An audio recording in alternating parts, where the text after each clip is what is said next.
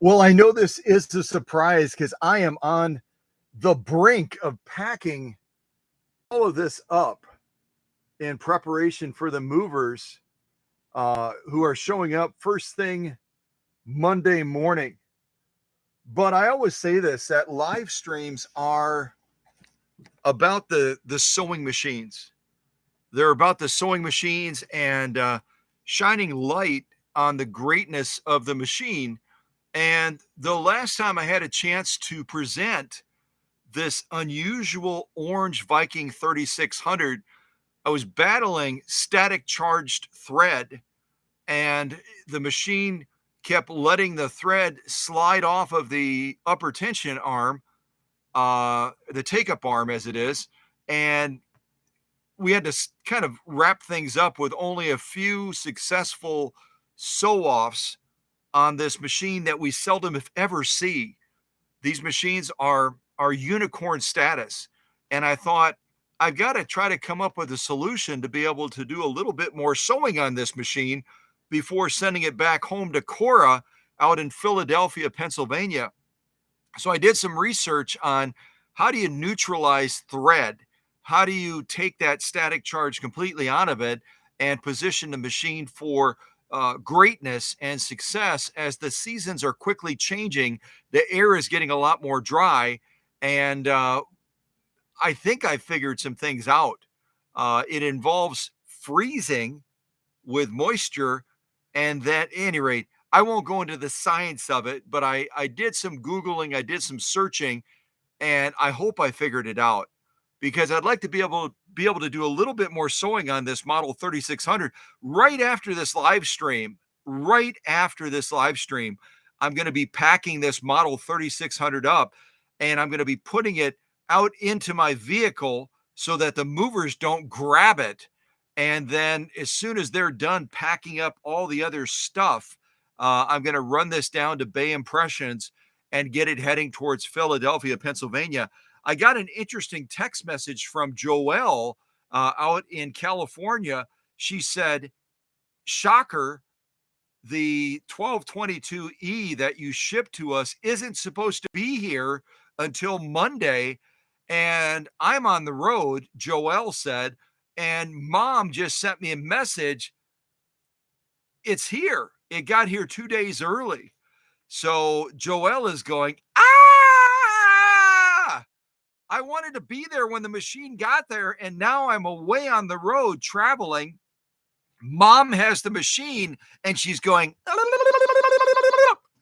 because they have this little this friendly competition going between them, where they're going to be the first one to sew on it after Workshop Magic, and now Joelle is away. Mom has it, and Sandy is quickly trying to figure out how to unpack this cocooning wonder that arrived out in California 2 days early. And Joelle is going, how can I get home quick so I can be a part of this? So yeah, if you hear any screams or laughter or giggles or anything like that out in California, I think Al Koss is the closest one. So he should be going to hear what he hears out there. I have no idea. But I don't know. FedEx decided to speed things up, and now that machine is sitting there ready for unpacking, maybe unpacked already. I have no idea. And now the girls are going to compete to see who can sit down and sew off on this 1222E first. So yeah, oftentimes deliveries take longer than expected. This one, boom, 2 days early. So who knew? But I'm going to revisit a couple of things on Cora's machine real quick. And let's just hope that this science that I've applied towards static and getting rid of it for the purposes of a sew off, every machine is different. And this machine, for whatever reason, is a little bit more sensitive to static charge. And hopefully I figured it out. I hope. But this is the machine that arrived with a broken cam gear. This doodad right here. There's teeth here, there's teeth there, there's teeth inside of there. There's teeth everywhere. It's like a dental office. And this had a number of gears that were either worn or broken. And as a result, Cora sent it to the workshop, hopeful that I would be able to find a replacement. I was not successful. I checked a number of supply channels. I checked with a number of collectors to see if they might have this very rare 3600 series Viking that would have come out. Does anyone remember from the other live stream I did approximately what time frame this 3600 would have come on the scene? This one right here. And this one back here that I'm going to unveil again, that I used as a donor machine for the parts that Cora's machine needed. This one would have come out just a little bit later than this orange wonder.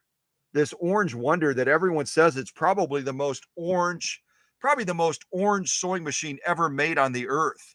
It really does have an unusual, I don't know, those of you that are artistic or crafty and you deal a lot with colors, maybe you can come up with a specific type of orange that this machine is. I'm just calling it, I called it a creamsicle, I think, in the last live stream. It's that bright, unusual orange that you just don't see very often pop up. Yeah, Emma's right. 1970s. 1970s is the time frame that both of these machines would have been on the scene. This one a little bit later, early 1970s, mid 1970s for this one. And the thing I love about these machines is that they're not, I waited on the scale that Candido and Rachel gave to me as a special thank you for me mailing the Viking 1010 donor machine out to them so that Candido could get his Viking 1010 operating. And so I waited the last time. I think, didn't it come in like around, wasn't this around 18 pounds, something like that? I think it was around 18 pounds. So a little bit heavier than the Slantomatics that I always compare to the featherweight. The Slantomatics are coming in right around 16 pounds. This is just a little bit heavier. I believe it was 18 pounds. If someone wants to fact check that and look back or just from your own recollection, I think this was just a little bit heavier. So this machine, very compact, very self-contained. It weighs in about right around 7 pounds heavier than a featherweight, right around 7 pounds heavier than a featherweight. So still, it only weighs a little bit. What is it? A gallon of milk isn't it? A gallon of milk is like 9 pounds. I don't know. Somebody Google what a gallon of milk is. I haven't dealt with that fact for a while, but it's not a real heavy machine, and it's so compact and so self-contained for a machine that is going to be set up very, very similar, and the packaging of it is almost identical, virtually identical. You'll see how self-contained it is. You take this little cover off, push these little tabs on top. You can see those little tabs right here. You kind of push these tabs out, and then you just remove the cover.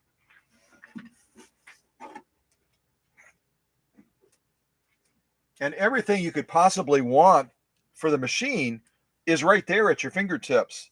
The foot controller comes out straight away like this. It's got a wonderful little cubby here where you can tuck all the cord away so the cord isn't dangling down somewhere. And then you've got the extension bed as well. The extension bed just pulls up like this. And then you've got this wonderful extension bed for a lot of workspace. And it's also got an additional support leg here that's going to be close to the pillar to keep the machine nice and stable. And yeah, it really mounts to the machine very securely, really, really nicely. And then you've also got a little tray, a little goodie tray, as I would call it, right here, where you can put anything from, as my friend Alex Ashcroft would say in the UK, you could put chews down here. Chews is the UK equivalent of candy. You could stash some candy down here. You've got a space for, look at all these wonderful bobbins, extra bobbins that came with this donor machine that I'm going to be sending along with the Orange Beauty. We always say Swedish beauties. Now I'm going to call this the Orange Beauty. And these bobbins, again, like I pointed out in the other live stream, they've got this this rifling. They've got this rifling ribbed pattern on the inside here, where you slide it onto the winder. So don't look at these and go, well, they look like a Class 66 bobbin. I'm just going to use a Class 66 bobbin in the machine. You might get lucky, but you almost also might run into problems. So when you look down on the inside where it mounts to the machine, you should see a spiral rifling pattern that's unique, absolutely unique to this 3600 machine series. I think I tried to show it to you in the other live stream, and maybe I was somewhat successful in showing it to you. You can see the rifling there.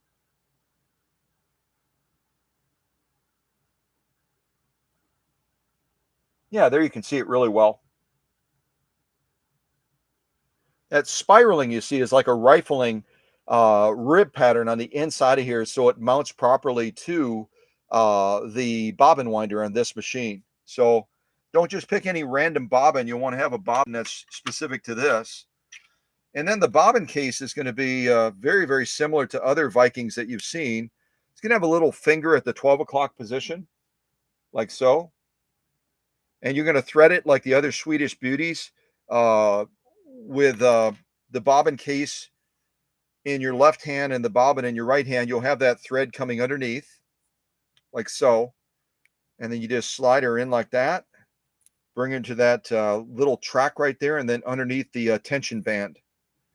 So Cora, also really kind of a cool thing. Cora will also be getting a backup bobbin case as well for this 3600. Bobbin cases last a long time, but they eventually will wear out. So it'll be really nice for Cora to have duplicates of a lot of things. She's going to have duplicate extension beds and little storage containers that slide underneath the free arm, and just a variety of different things. The only thing that I would point at a little bit critically about these 3600 series machines is the free arm on them is not as petite. The free arm is not as petite as the other Swedish beauties. It's noticeably wider, kind of like the Kenmores that we saw recently. And it certainly is functional. It does a great job as far as giving you a free arm capacity. But if you have the smaller garments, kind of like Alex and his wife out in California are going to be doing a special preemie line of clothing. If you didn't know that, Al Koss in the chat, he and his wife are developing a company that'll be doing specialty clothing for preemies, little tiny little ones that are born early. And these are nearly as suitable as a traditional green Swedish beauty. The green Swedish beauties are going to have a considerably smaller free arm, small clothing, like for preemies and children in general. They would serve a lot better. But these are good for the other purposes. Yeah, and I think I showed you in the other live stream the lay of the land on these machines. The only difference between these two machines, well, there's two differences, two primary differences from the 3600 to the 3610. One is the 3610, instead of having an automatic presser foot function, in other words, you can't really adjust the presser foot pressure on Cora's 3600. On this later model, the 3610, you've got an adjuster right here on the faceplate to regulate presser foot pressure, which is really nice because I've shown you countless times in live streams and videos how critical presser foot pressure is when it comes to managing stitch quality and stitch outcome.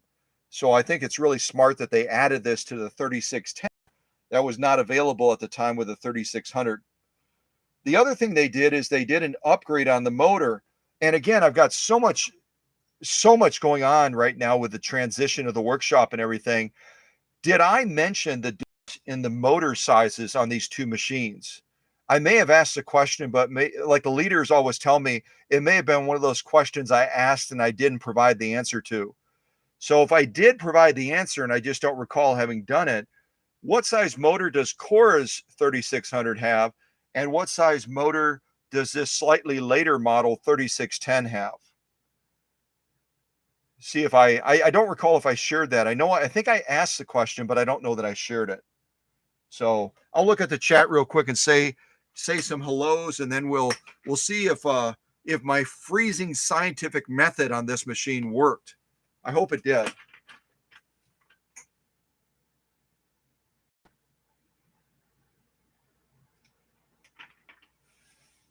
Now, Susie and Emma are both putting some guesses out there as far as motor sizes. If you ladies would do me a big favor and tell me what machine you're referring to. So, in other words, if you said 1 amp, are you referring to this one or this one? If you said 1.2 amps, are you referring to this one or this one? Just specify white versus orange, if you would, and then I'll let you know how close you got. And Teresa's husband, Tim, is also saying 1.2 amps. 1.2 amps. Oh, yeah, just identify, if you would, if you're throwing some engine guesstimates or some engine motor calculated, targeted, I think it might be this. Just put white or orange as far as the motors, because I can tell you the two machines have different motors, different motor sizes.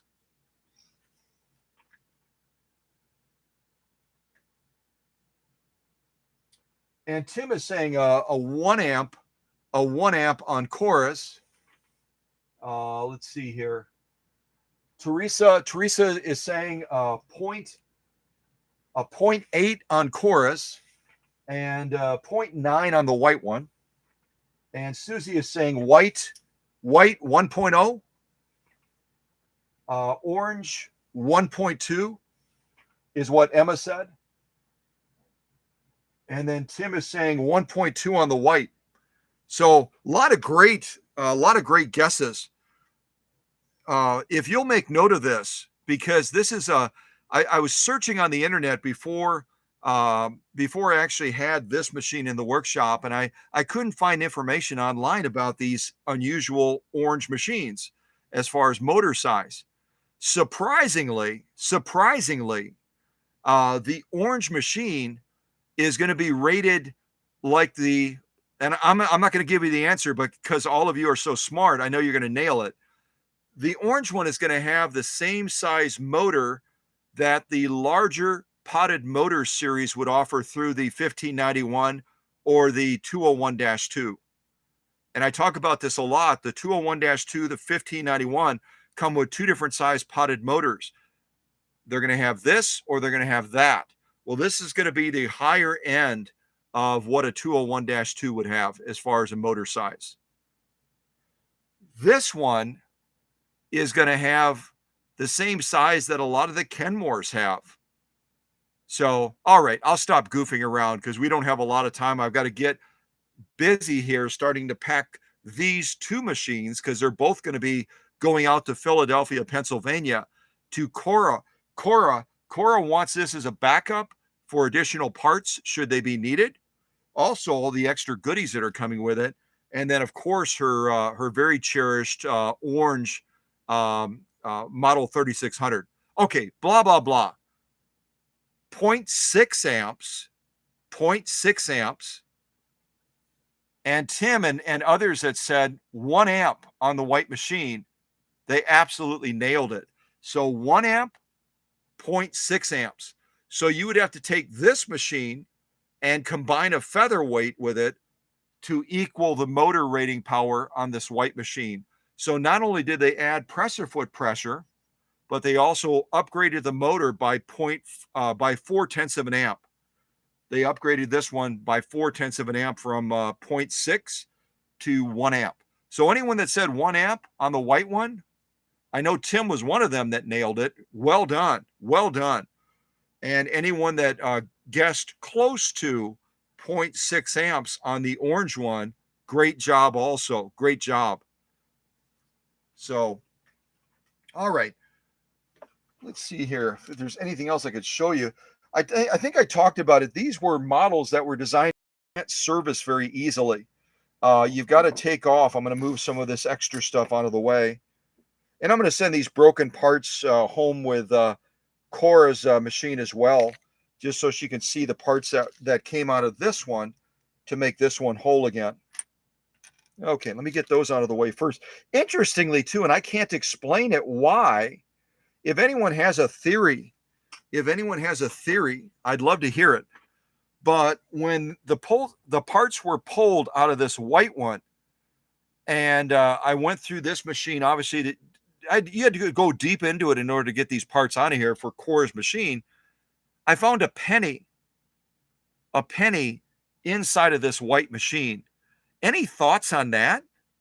Any thoughts on why there'd be a penny inside of the white machine? I've got no clue. Someone dropped it in and they couldn't figure out how to get it out. All they had to do was take the panel off the back. I'll show you this again. You just pull the screws out of the back. There's one there, there's one there, and this whole panel comes off for servicing the machine. So I don't know why someone put a penny in here. Is anyone curious or want to make a guess as to what year the penny is that I found inside of this white machine? I was blown away. It's like I could hear something jiggling inside of there when Cora had the seller send this to the workshop, and I'm hearing something jiggling, and I'm thinking something's broken. And instead, I find a penny floating around inside of this machine. It was the most bizarre thing. You know, I guess it made the machine lucky or something, if you believe in that. So, yeah, if anyone wants to guess the year of the penny, I'll tell you.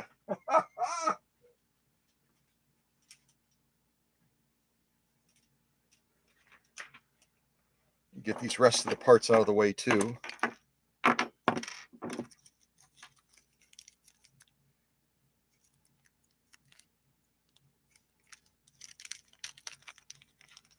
And I'll look at the live chat in just a second to see if anyone got the correct date for the penny. I can tell you it's not a wheat penny. It's not a wheat penny.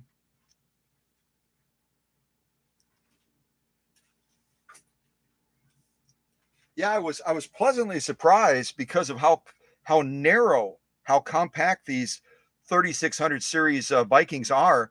I can actually fit, my 18-gallon tote that I use for shipping everything. Even when I'm shipping out of the country, I've used my 18-gallon totes. I can fit two of these side by side in one of those totes. It just tells you how compact these are. Really quite crazy. Okay, let me say some hellos or good evenings to folks, and then I'll show you this penny. I think the camera will be able to focus on it. All right, let me just go up to the very top.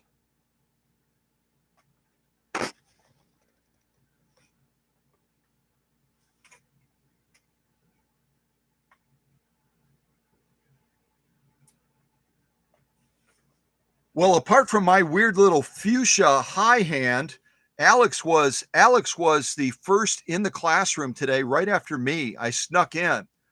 And so great to see Alex here.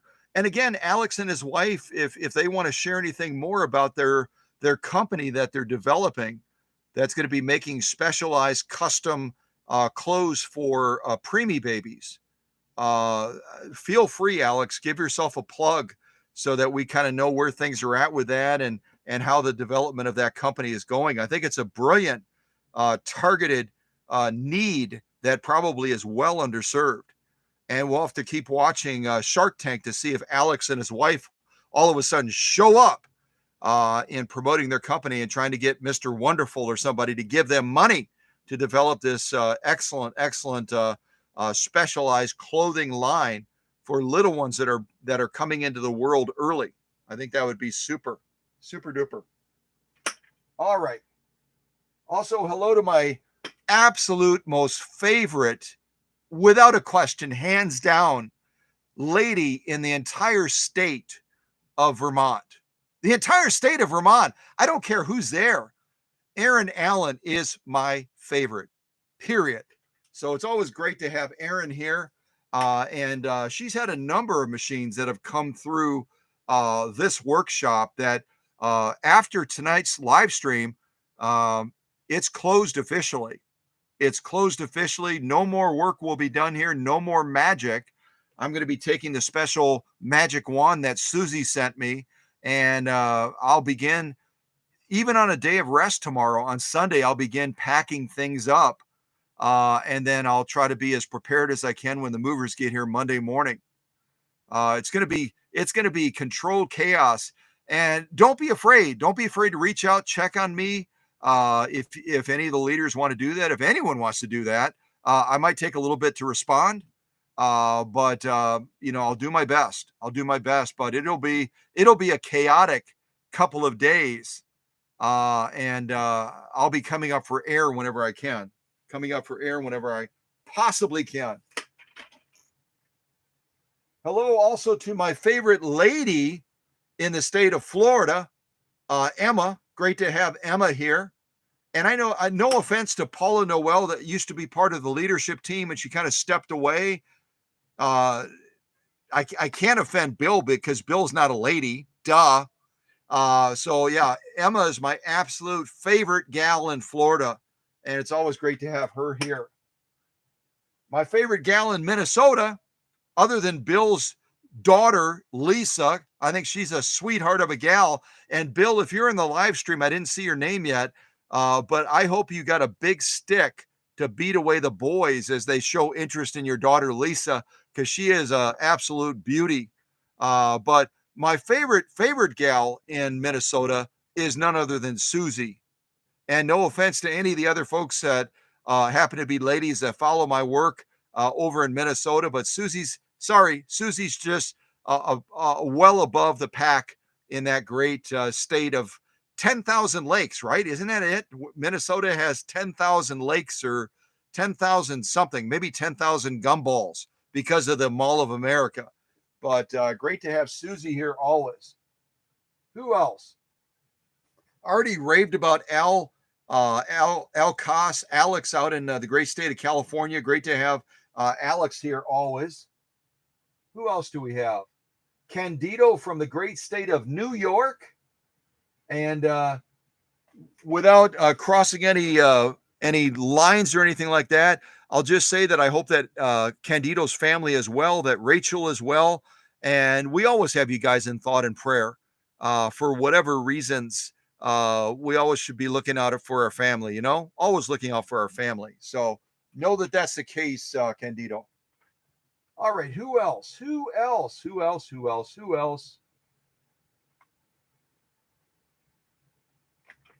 Hello also to Teresa, Tim's wife. Great to have Teresa here from the great state of Wisconsin. And Teresa, again, once I get settled on the other end, wherever that is, Teresa said she has a machine that she'd like to get into the new workshop and get some of that special workshop magic. It's just going to have a little bit of a southern drawl. Even Dr. Singer might have a southern drawl if I land somewhere in that neck of the woods down by Kentucky or Tennessee or Georgia. I'm working on it. You'll see me do the first live stream in my new location down in the deep South. And all of a sudden I'm going to be saying, y'all, welcome back. You're welcome back. I will. You never know. Oh, I don't know if I'll have a Southern accent or not. I don't know. And I already said hey to Tim. Great to have Tim here. Teresa's, I don't know, should I say better half, other half? I don't want to step on any toes. But Teresa's like a top-notch gal. Tim's a top-notch guy. So maybe they're just the better of the better halves. I don't know. But it's always great to have Tim and Teresa in these live streams. It's fantastic. All right, who else do we have? Bry Guy. We got Bry Guy here. Bry Guy is in the house. Who else? Who else do we have? I'm scrolling. I'm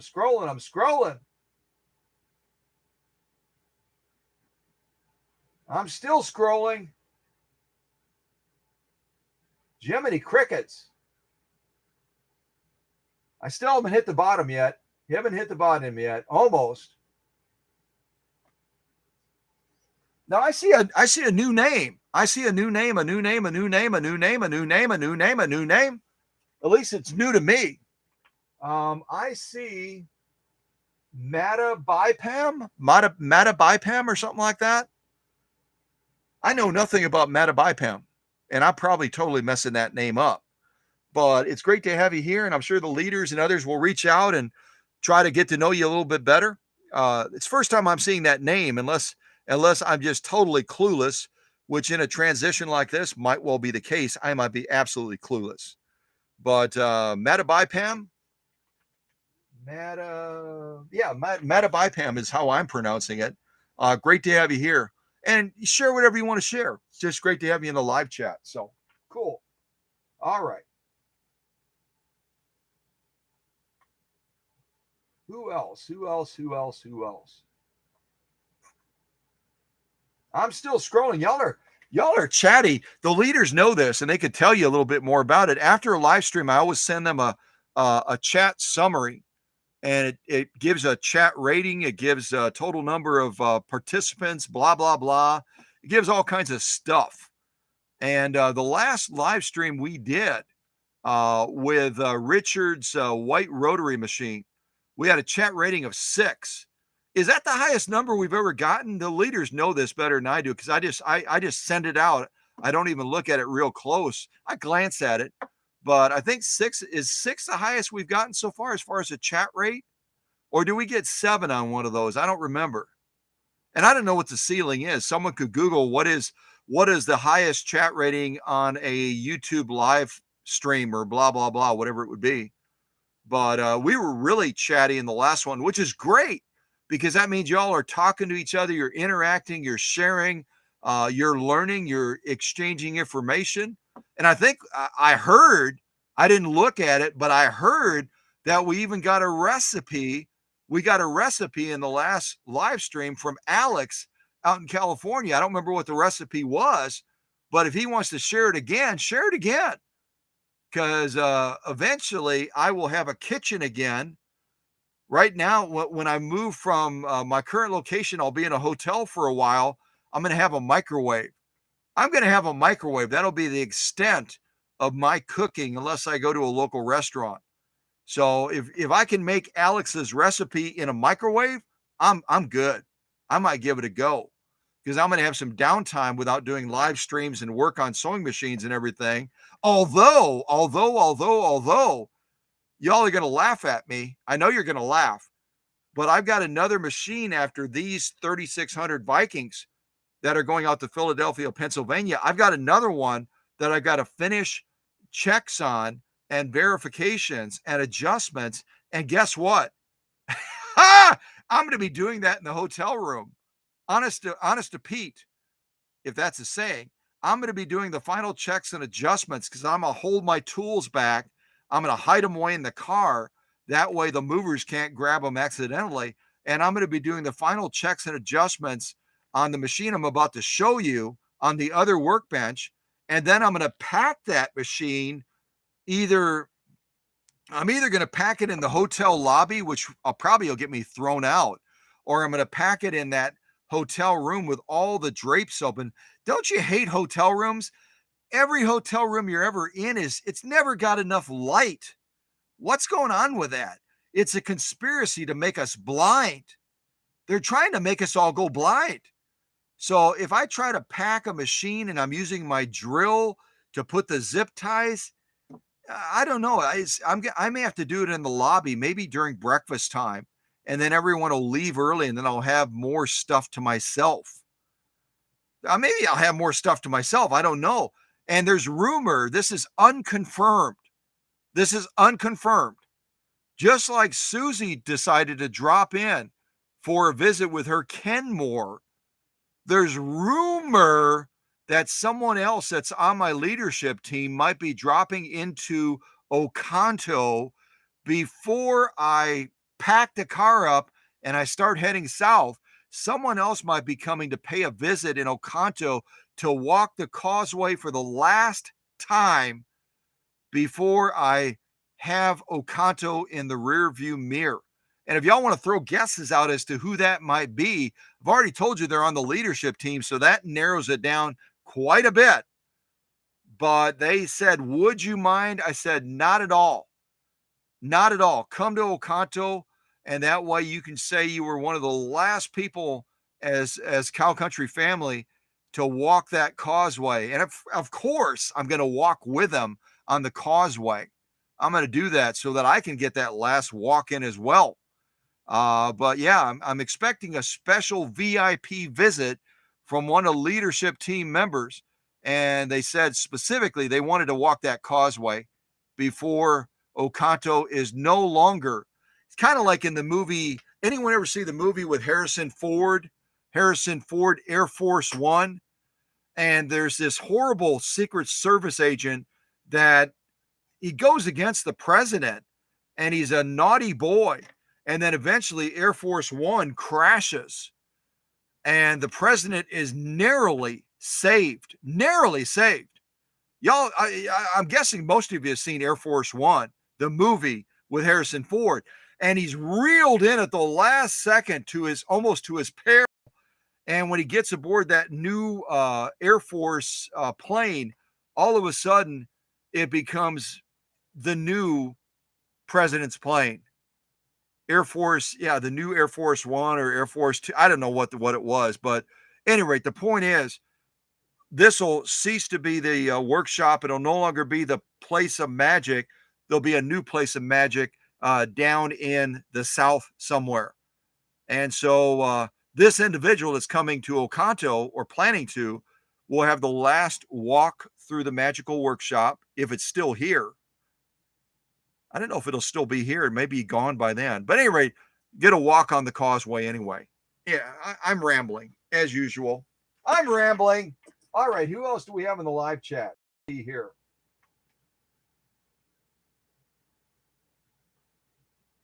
Let's see. What do we got? New to yeah. Our new person is new to the channel. They said. Oh, is Pam from Utah? Did I get that right? Pam is from Utah? I think that's what folks are saying. Well, Pam, if you are from Utah, you'll find it interesting. This other machine that I'm going to be finalizing and doing sew-offs on, and then ultimately packing in my hotel, in all likelihood, is also from Utah as well. And I'll show that to you in just a second. Remind me to show you the penny, too. I got to show you the penny. Here.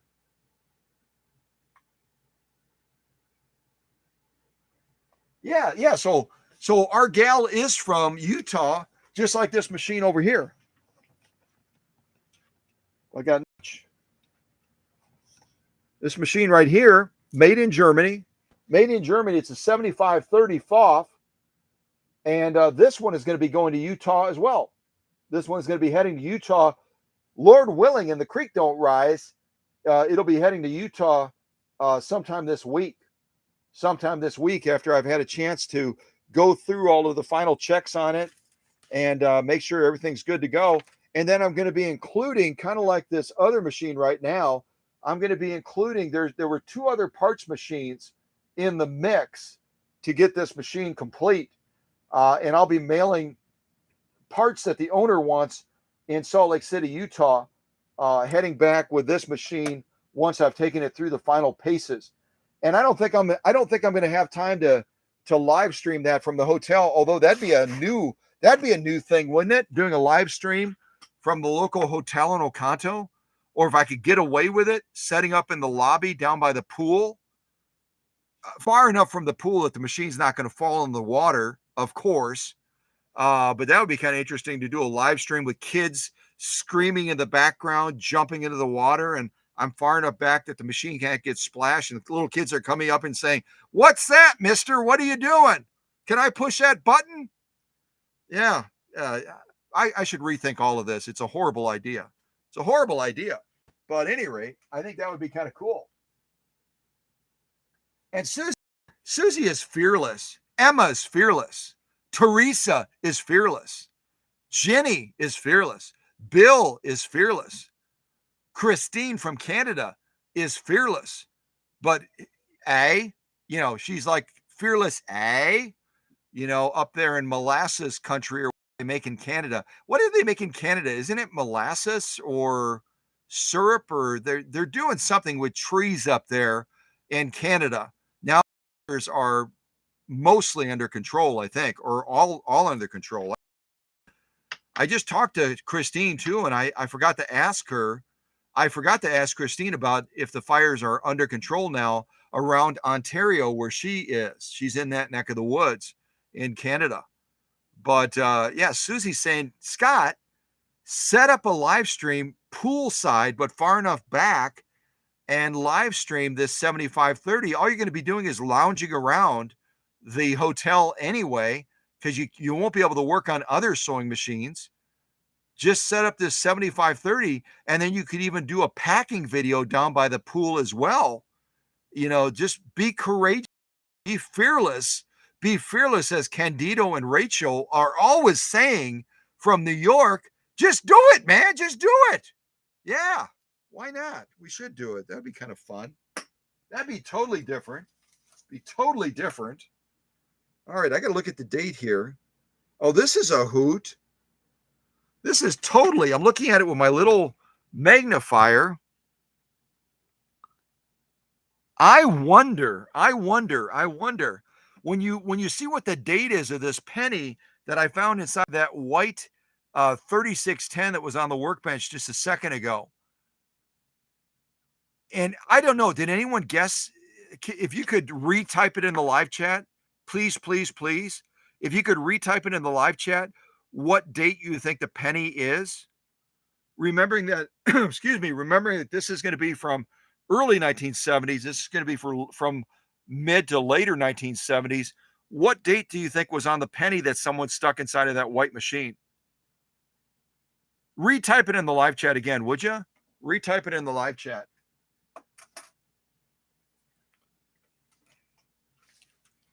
And some of you, I didn't post it yet. I shared it with the leaders. I don't know if I can share it with you right now. Maybe I could. But that huge industrial machine that weighed over 200 pounds that I just got done finishing? And late last night, Cindy from Iron Mountain, Michigan picked it up. Some of my inner circle leadership team members have already seen this video. I think I sent it out to everybody. Everybody on the leadership team, I think I sent it out to them. But this is a beast of a machine. Would have been used commonly aboard Navy vessels. And it's used to sew anything. You need a lot of, it's got a harp space. It's got a harp space like the size of a football field. It's got a harp space the size of a football field. It's just enormous, ridiculous, enormous. This is the model that I'm talking about right here. I'll just show this to you.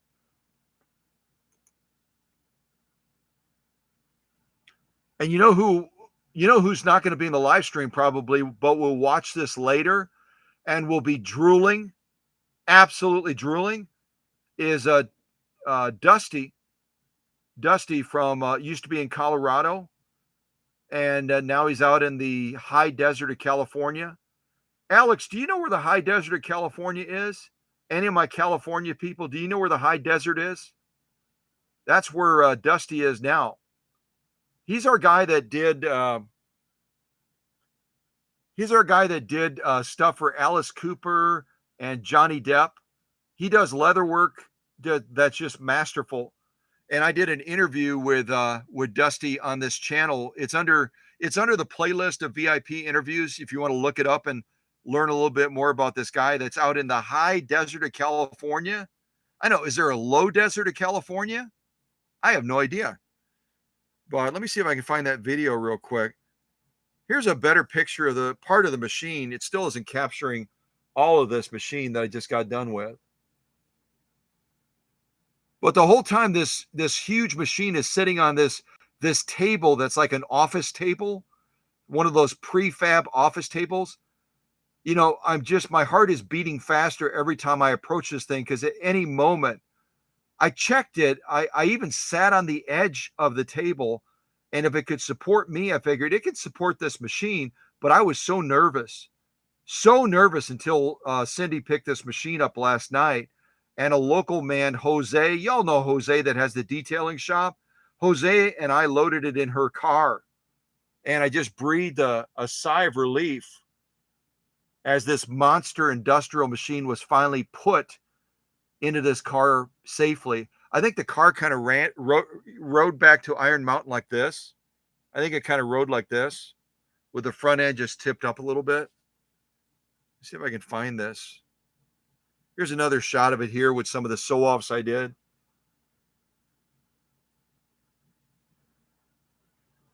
That was a pretty light sew-off for this monster machine. It was four or six layers of U.S. Army grade canvas, and then some sort of leather, fake leather, whatever it was. Yeah. Hoping I can still find that video. Maybe I deleted that video. I don't know. Anyone want to see? Does anyone want to see Emma's dog, Ranger?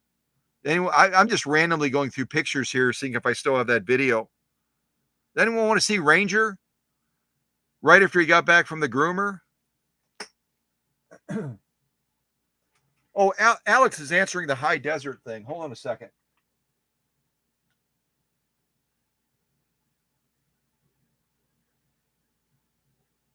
So it snows in the high desert? That seems weird that it would snow in the high desert, but I believe what Alex is saying. So now you're learning more about the high desert, and you can go and look at that playlist on this channel, and you can find the interview I did with Dusty, where he shows all the beautiful work he did for the celebrities. And that's part of the reason that he and his partner left Colorado and they moved to the high desert of California, is they wanted to be closer to Los Angeles because he's got connections with the stars. I mean, he's on a first name basis with Johnny Depp. He's on the first name basis with Alex Cooper and some other big shots out there that, that are celebrities. And he and Dawn is his partner. They ride motorcycles together. They're just really a cool couple. They're like, why in heaven's name are we all the way in Colorado when we want to continue to build our base of celebrities? And so they decided to uproot, kind of like I'm going to be doing, going to the South so I can be among the Southern celebrities. And yeah, Dusty and Dawn moved all the way out to the high desert. And now you know all about the high desert because Alex is smart on that. I'm not. Alex that lives out in California, he just gave you a lot of great information. I'm going to look at the live chat afterwards so I can learn more myself about where Dusty is, because Dusty is a light industrial and an industrial enthusiast. He first got turned on about sewing machines by watching this channel and becoming part of the Cow Country family. And he loves the household machines as well, like this. But he also, he's a motorcycle junkie. They race through the high desert area, probably doing 100, 110 miles an hour on their motorcycles, he and his partner, Dawn. And so they like speed, they like power. And so he started to explore light industrial machines. That's where I'm saying that he loves these bigger machines. And he's going to be like, oh man, had I known, I would have come out to Oconto and cranked off some stitches on this monster machine before Cindy picked it up late last night. He would have done that. They could have gotten from the high desert of California as fast as they ride their motorcycles. Dusty and Dawn, they probably could have made it out here in a couple hours. I don't know, maybe 45 minutes, doing 140, 150 miles an hour. I have no idea. So, at any rate, this is Ranger, Emma's dog. Just got back from the groomer, and I had to kid with her. I said, I think he lost his manhood because he looks a little too pretty for a dog named Ranger. I'm expecting like, whoa, and it's more like, ee! So here's Ranger. He's a cutie. He's a cutie pie.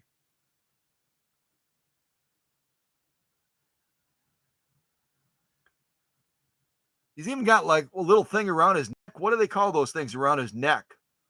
Y'all know this. I'm blanking on what they're called. Is it an ascot? They call it an ascot or something like that around Ranger's neck. I don't know. He looks content, but he almost looked a little bit sad, kind of like he was He went out with mommy and was hoping to get a tattoo, and instead they did all this frou-frou stuff to him. He's like, how can I be Ranger? How can I be Ranger when I'm all frou-froued up here? Well, there I moved the phone. Sorry about that. Yeah.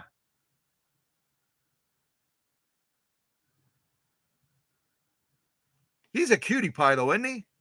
He's a cutie pie. And I know all of our leaders, or most of our leaders, have some sort of a critter, whether it's a dog or a cat or a bird or whatever it is. Yeah, I can't find it right now. I might have deleted the video, but I sent it to all the leadership team members so they saw it.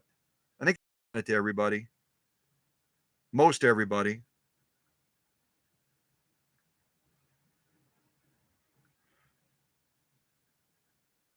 I'm looking at another video. I was deciding if I was going to share it with you real quick. Deciding if I was going to share it with you. Y'all remember Richard? Richard is wheelchair bound pretty much. He just picked up that white rotary that I just did the live stream on. And I shared this with a couple of the folks, the setup that I had to do. I want to take care of my customers, right? So I knew Richard was coming here. He was in his specially equipped van, and then he was going to wheel up to where I set this up for him so he could check out his white rotary. And yeah, I'll just show it to you real quick. It's outside of the garage door, basically. Let me see if I can show it to you real fast. It doesn't run long. Horse. So he's able to access it with his wheelchair. Hold on a second. Well, if you missed the live stream last night, you've got to check it out. What this white rotary was able to sew was just absolutely unbelievable. Obviously, we did saddle grade, 2 layers of that, genuine elk hide, protected full grain leather, and then I also sewed some hardened leather that the customer brought as well, with an additional layer of saddle grade leather. It probably a total of almost 12 ounces of leather, and the machine got it done. And because Richard has disabilities or has limitations, I've set up the machine outside of my garage area on a sawhorse, so he's able to access it with his wheelchair and check out the setup that I have. Willing to go the extra distance for customers always, and I wish him the very best with this very, very cool rotary machine. God bless. Yeah, so he was really impressed that I took time to do that, and it gave him the opportunity to get a little bit closer to the machine, see how it was set up. And then I demonstrated some sew-offs. He's really really big into privacy, and there's nothing wrong with that. He said, Scott, if you want to shoot a video before I arrive, but I really don't want to be on camera. And so I wanted to respect that. That's why in that little video clip, you don't see Richard. You don't see him interacting with the machine. He did not want to be on camera, and I wanted to respect his wishes. But he really is excited to see what he can do. And I was pleasantly surprised. He had brought a number of leather samples, like I showed you. And not only did we do 6-ounce leather on that lot, and I did it again in front of him, but we also, he really was pushing me. I felt like I heard the voice of Candido coming through Richard's body, and he kept saying, don't be fearful. It's here at the workshop. If we break it, you can fix it again. And I'm thinking, I don't have time to fix it again, Richard. But he pushed me and he pushed me and he pushed me. And I finally tried the 7-ounce leather as well, which was, it was like a chunk of cardboard like that. And I was able to also sew the 7-ounce leather. It's a hardened leather. It's like a patio block. And I did 7-ounce leather right there in front of him, as well as we had it set up on those sawhorses. So he was like, hey, this is pretty cool. This is really cool. I'm really getting excited now. And he said when he got the machine back to where he is, he said, I might give the 9-ounce a try. I said, you do the 9-ounce and break the machine. Don't bring it back, because I'm going to be shutting down the workshop on Sunday, and the movers are coming on Monday. If you break the machine, you're on your own, buddy. You're on your own. I'm not going to be working on your white rotary in the lobby of the hotel. I'll be on a park bench pretty quick. Yeah. So, at any rate, but I love taking care of my customers, and I'll do the same thing when I get down to the deep South. I'll just do it with a Southern accent. So, yeah, so I think I deleted that. But the leaders, am I correct? I did send that little video clip of the industrial machine. I think I sent that out to everybody. on the leadership team. I'm pretty sure I did. Pretty sure I did. Yeah, I know. I remember I sent it to Candido and Teresa and others. I'm pretty sure I sent it to everybody. I hope I did. I hope I did. Yeah. All right. All right. Oh, the penny. I'm going to drive you guys nuts. You can tell I'm just so scattered. Here's the penny that was inside of that white 3610 that I pulled the parts out of for Cora's machine. I hope the camera will focus on it. If y'all can see it, then type it in the live chat what the date is. I think it's really cool what the date is. See if I can do this.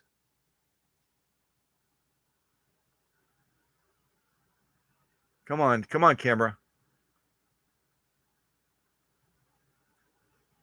I'm going to try to get closer. Hold on.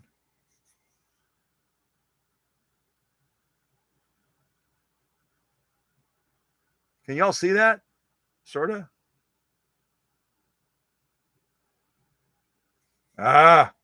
Trying to do it. Oh, there it is. Wait. Almost got it.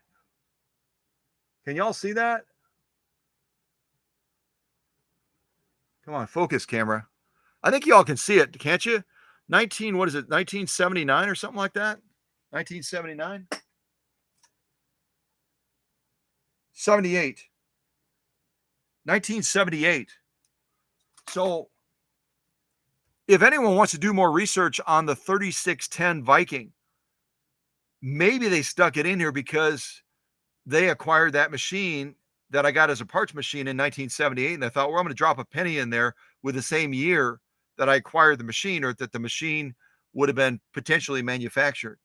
So I'm going to send this penny along with the white machine back to Cora. I'm just not going to drop it inside of the machine like I found it. I'll put it in a little zip baggie or something like that. But that's just wild, isn't it? Yeah, Susie said 73. It's when you look at the penny, let me adjust the camera towards me so the light is kind of shining down. Maybe you can see it more clearly then.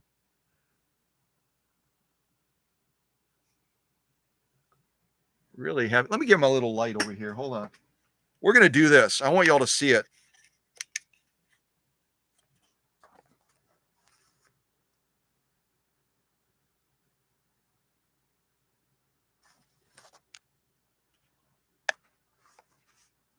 There it is. There it is.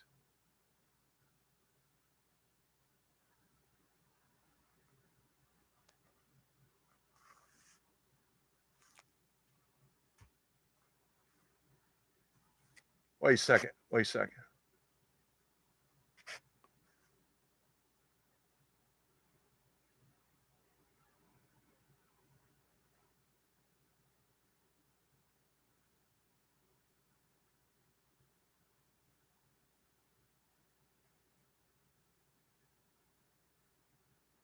Yeah, 1978. All the goofy things I have to do because of lighting challenges when you're doing a live stream. It's just ridiculous, isn't it? Kind of ridiculous.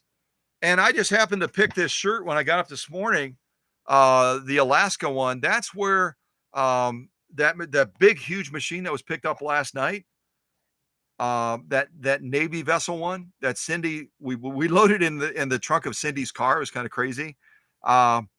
Her son that has done canvas work with her for quite some time has decided he wants to move to Alaska to work on canvas stuff up there. So yeah, it's kind of weird. They're going to break up as a team, and he'll be on his own and she'll be on her own. And she's also working in the healthcare field as well now. So yeah, just kind of random stuff, right? Just random stuff. Random stuff.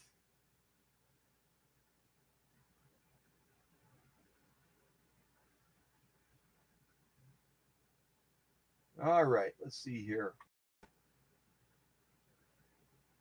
Oh, that's cool. Our friend from Utah did the math. I'm always glad to meet people that can do math because I don't do math. And our friend from Utah said it's over 40 years old, that silly little penny. So yeah, I don't know. There's got to be a story. There's got to be a story, in relation to the year of the machine or when they acquired the machine or something. as to why they would drop a penny inside of the machine. It just struck me as odd. Just struck me as odd. But no more odd than me potentially doing a live stream of this 7530 FOF down by poolside at the hotel I'm going to be staying at soon. That would be really weird. That would be really odd. So I'm really inspired to think about doing it. I'm really thinking about doing it. Okay. Let's see here. Let's see here. Let's see here.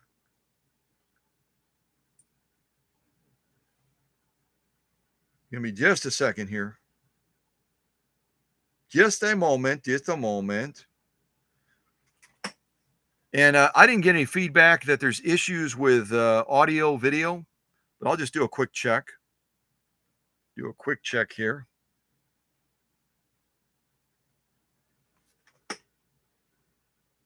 Good gravy. We've been running an hour already. Hey, you ever seen a wealthy person or a wealthy family or a jet owner? Like, I got a jet, I'm sorry, you know. You ever done that, seen that? And wondered, I don't know anybody that has a jet. What did they do to get it? And number two, I don't know anybody that has a jet. what did they do to Anybody else? That was a weird commercial. Testing 1 2 test test test.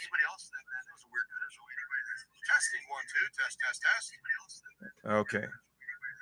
Getting a little bit of an echo, but I guess that's normal.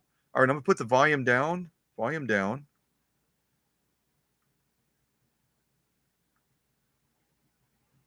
And I am really kind of borderline surprised. We've been running an hour, and I haven't gotten a single text message from one of my leadership team members. Not from Susie, not from Emma, not from anybody. So y'all are content on this Saturday evening.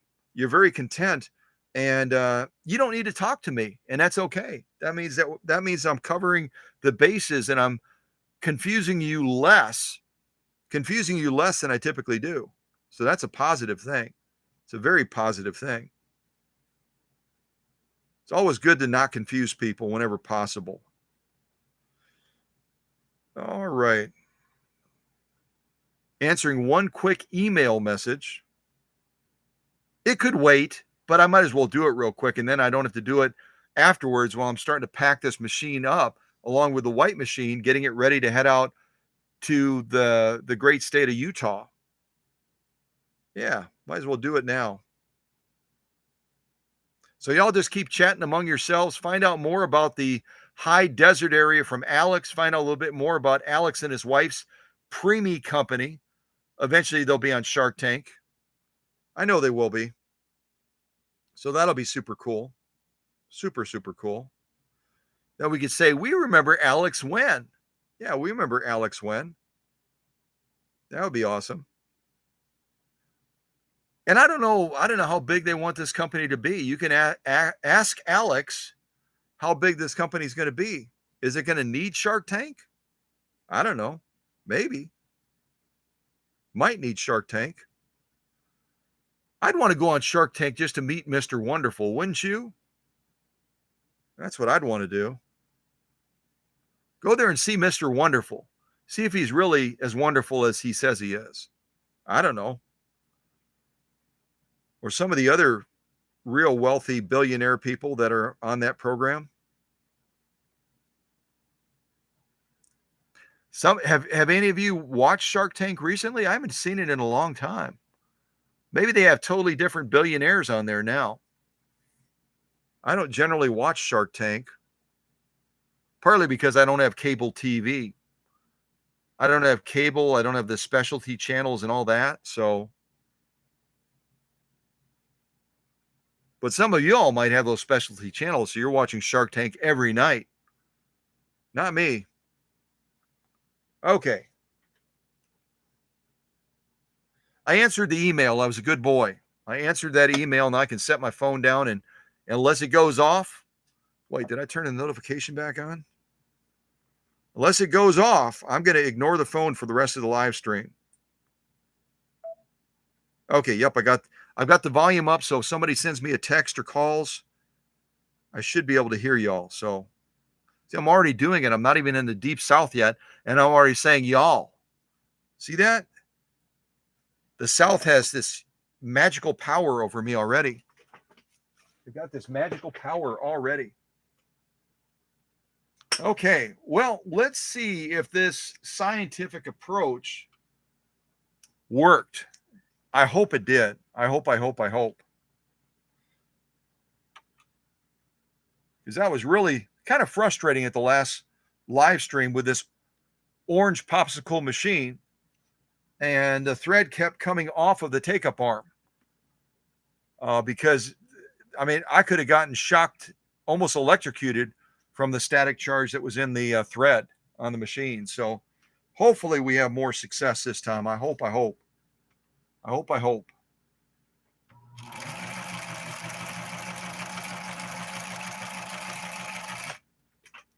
Well, we got a straight stitch done. We can hang it up now and call it a day, right? We can call it a day. We got a straight stitch. It's almost more than we got the last time with the static stuff going on. And I should walk you around the machine a little bit, but now that I'm finally sewing with it, I'm just wanting to keep it going and see if we can get all of these stitching done that we want to get done. And I'm seeing that there's going to be an upper tension adjustment. I'm going to do that right now. Let me show you the front of the machine. I did this first stitch up. I'll just show you the stitching real quick, and I'll show you why I'm going to bump up the upper tension just a tiny little bit. So some really nice looking straight stitching there on this model 3600.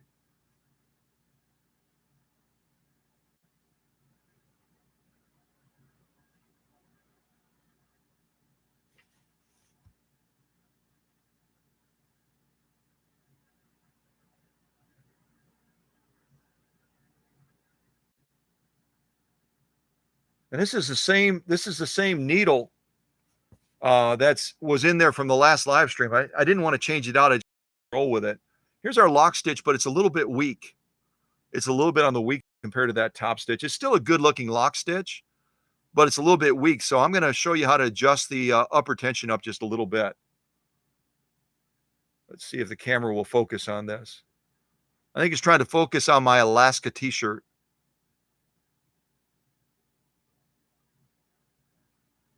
So all in all, not a horrible lock stitch, but it's a little bit weak, just a little bit weak.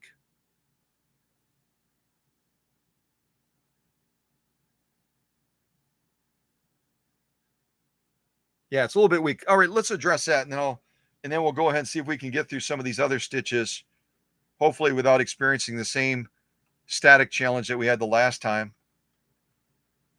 You know what I should do real quick too? I've got a dehumidifier and I have it running. That's kind of foolish, isn't it? I should shut it off temporarily so that it's not pulling the moisture out of the air. Otherwise, we might have a repeat from the last live stream. Hold on a second. Let me shut it off.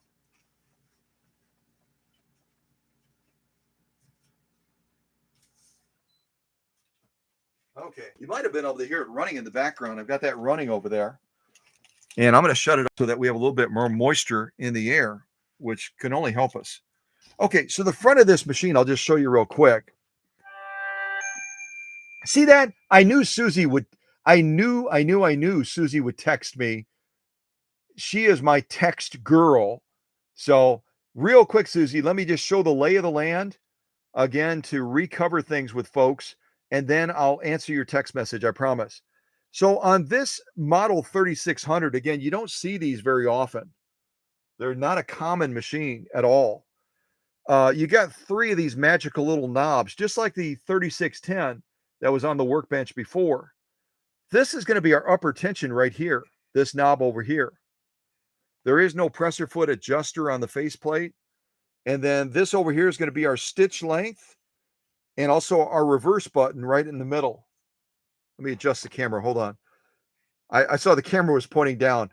This again is going to be our upper tension. You can see right now we're set on the red dot. It's kind of our default, but I'm going to go up a little bit higher with it because I saw that it looked a little bit weak. We'll go up to 6. Then I'm going to go right over here and I'm going to adjust this when I want to adjust our stitch length. You can see right now I'm set kind of between 3 and 4. I'm set between 3 and 4. And so I'm going to have one of the longest straight stitches that I can possibly have, but not quite to the maximum. And then each of these knobs, once I go through all of them, this is going to be our stitch selector. This is what was badly damaged on Cora's machine. That weird part that I showed you before, that was no longer functioning properly. So I had to pull it out of the 3610 and put it in this machine. Had to put it in this machine.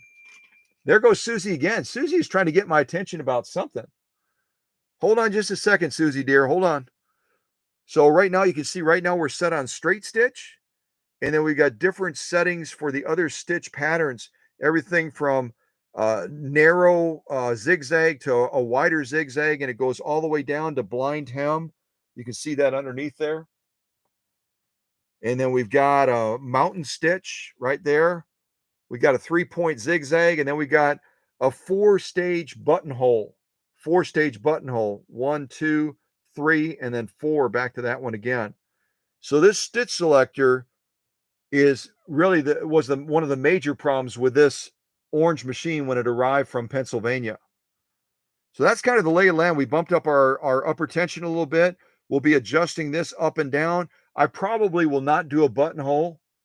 So, but if we did do a buttonhole, we would set our stitch length. We would set our stitch upper tension to the buttonhole symbol right there. And then we would set our stitch length to the buttonhole symbol right there. And then we finally would set our stitch width and our pattern selector over here to stage 1. And then we would click it through the different stages if we were doing a buttonhole, which we probably will not. Like I said in the other live stream, Dr. Singer did. Dr. Singer did a buttonhole while I stepped away from the machine. Didn't do a bad job either. He did pretty good. Okay, Susie's text messages. Hold on a second.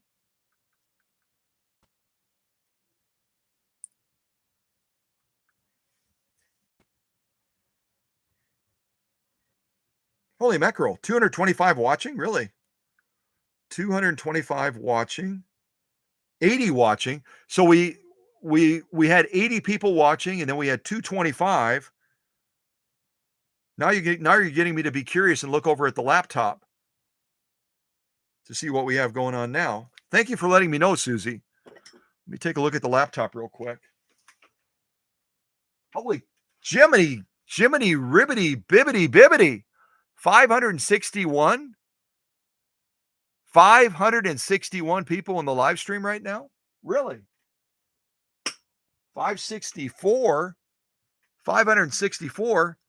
So maybe our friend that's from Utah was texting the folks over in Utah saying, hey, this guy's really funny and a little bit confused. You need to check him out. And so our friend from Utah was texting all of her friends and Facebooking all of them. And now all of the people from Utah have jumped on. Or all of the people out in the high desert of California heard me talking about Dusty and Alice Cooper and Johnny Depp, and all of them jumped on the live stream right now. That would be my guess. I have no idea. Or somebody that collects pennies and has been looking for a 1978 penny texted all of their coin collecting friends like Bill out in Kissimmee, Florida, and all the coin collectors have jumped on the live stream now. Hey, it's possible. I have no idea, but it is possible. It is possible. You never know, right? Okay. So let me get you closer to the machine. So we did a straight stitch. Let's keep our fingers and toes crossed that we can continue to do more stitching with this booger. I said booger, I'm sorry. Any of the leaders that want to throw me into a 200-second timeout for saying booger in a family-friendly environment, go for it, because I'm busy over here. I'm not going to know if you have me timed out or not anyway. So that would be kind of fun. That might be kind of fun. All right. So let's try to do a zigzag now and keep your fingers and toes crossed that we can pull it out. So what I'm doing over here is I was on a straight stitch right there. You can see that. And now I'm going to click this so we get over to a wide zigzag. So there's a fairly narrow zigzag, slightly wider zigzag, even a wider zigzag, and then a mega wide zigzag right there. Mega wide zigzag. So we're going to try to do a mega wide zigzag right now, if that's really a thing. I don't know if it is or not, but it might be. All right, let's keep our fingers crossed that our science and freezing method with thread pays off. I hope. All right, here we go. Almost.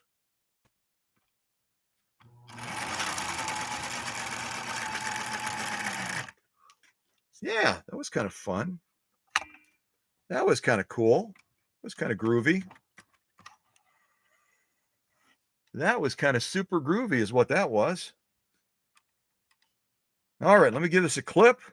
I've got some momentum going now. I've got some momentum. We might just go through the rest of the stitches that this machine will do, because science is powerful. Science is very powerful, and it seems to be working.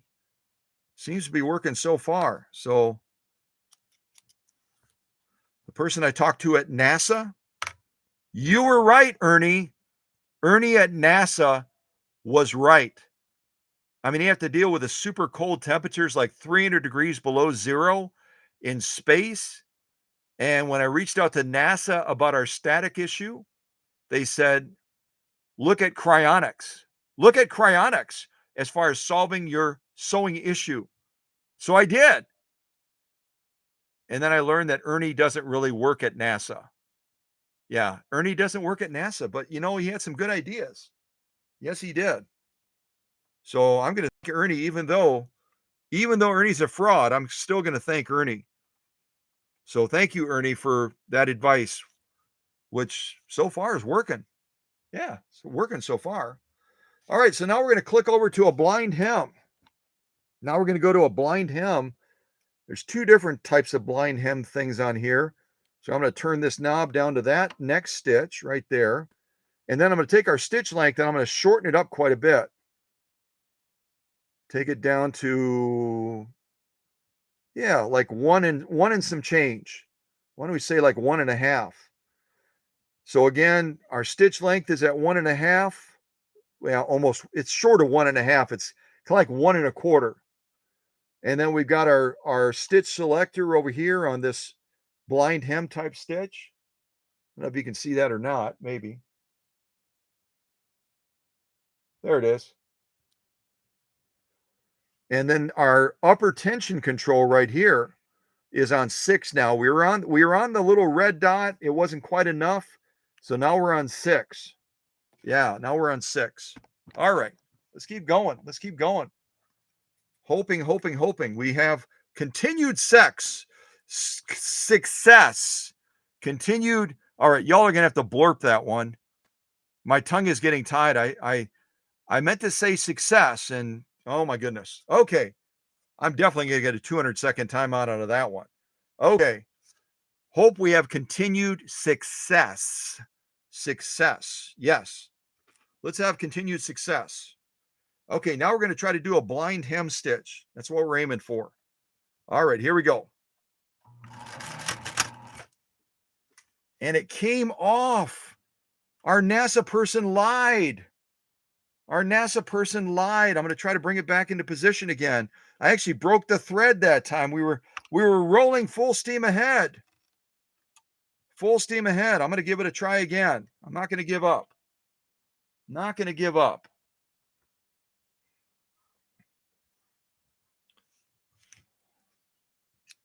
Apparently, I didn't shut off the dehumidifier soon enough.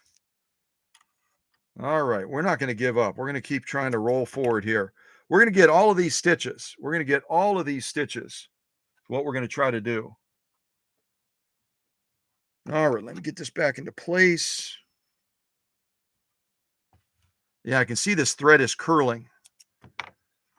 The temperature changes and the climate changes and everything else. Maybe this is a climate change issue that I'm having with this odd little orange machine out of the great state of Pennsylvania. It's got to be a climate change thing, right? All right, we're not going to give up. We're going to give this a go.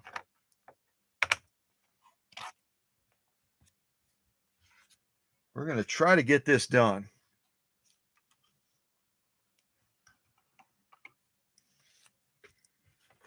Okay, let's try this. Oops, I just kicked over the foot controller. Let's try to get this blind hem stitch done. Hoping we don't have to end early again. I'm hoping. All right, here we go.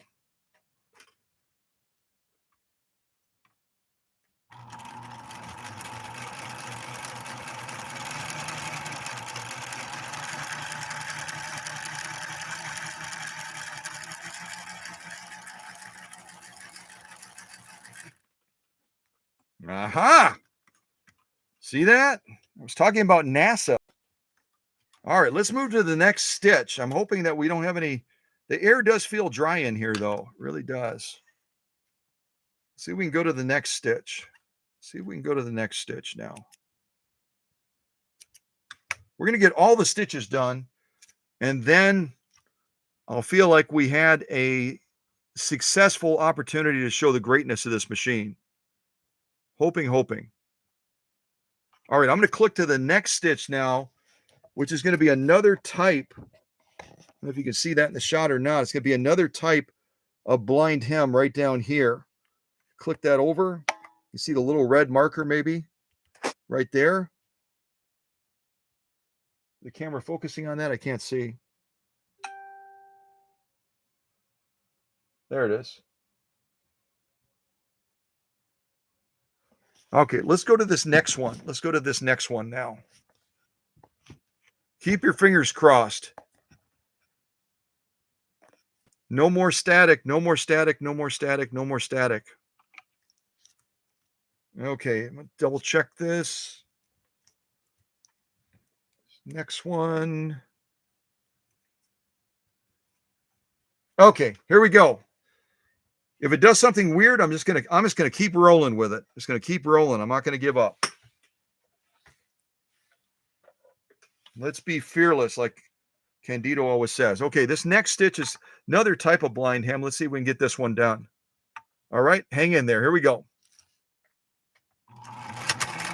Nope, she came off. Hold on.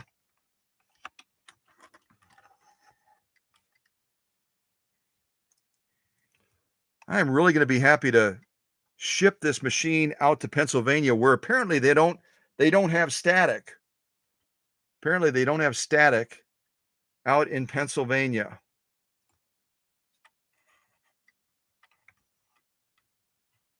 All right, let's give this a go again.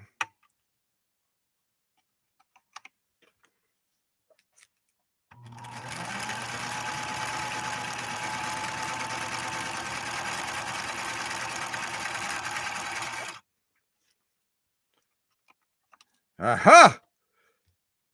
So we got another stitch line done. This is a banner day. Now we're going to move to the mountain stitch and see if we can get that done too.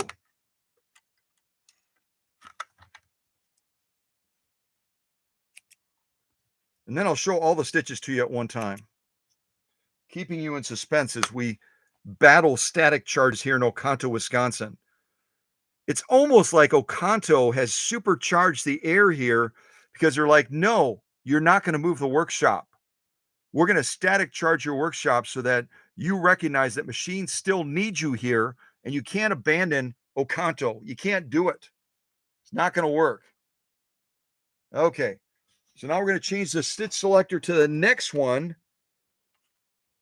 the mountain stitch. I think you can see that, sort of. There it is. The mountain stitch, and we'll see if we can get this done without a hitch. Let's see if we can get this done without a hitch. All right, fingers and toes crossed. Here we go.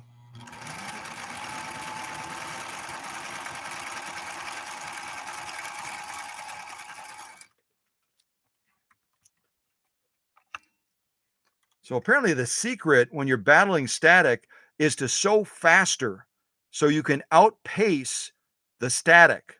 That's kind of what I'm going with right now. We're outpacing the static. Okay.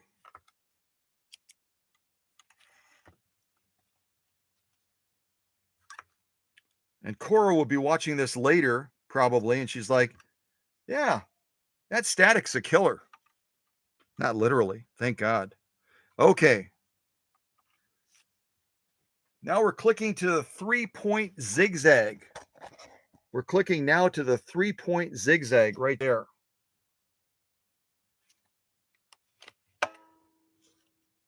And that's our last stitch. So let's hope we can win the battle against static. Just say no. I hear Nancy Reagan right now saying, just say no to drugs and say no to static. No to static. So let's see what happens. I'm hoping. All right. Final stitch on this model 3600 that apparently, because it's an orange machine, has a propensity to attract static. I don't know. Is that a thing? Somebody Google it. If color has an impact on attracting static. I don't know if it does or not, but it's not gonna halt us. It's not gonna slow us down. Maybe temporarily, but not permanently. All right, here we go.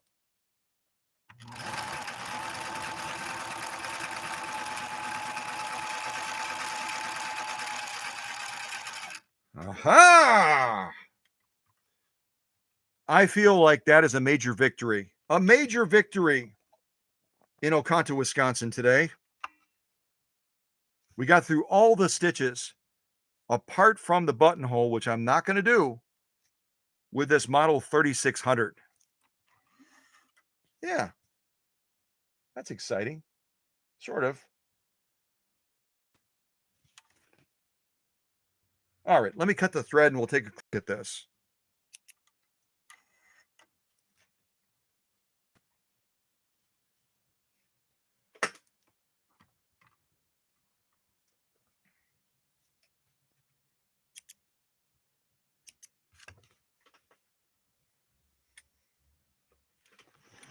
All right, so a 3600 from the 1970s. 1970s, maybe 1978. Take a look at all these stitches we just laid down. So we started with a straight stitch. We went to a zigzag. We went to a blind hem. We went to another type of, looks like a blind stretch blind hem. Then we went to the mountain stitch. And then we finally went to the 3-point zigzag. And I'm delighted to say we were able to get through all of those and only had a couple little hiccups as we got electrocuted trying to sew on this machine because of the static. Yeah, at any rate, it's happy now, maybe. I doubt it. But at any rate, we got through all the stitches, and they're really gorgeous stitches. I would say probably page 34 plus.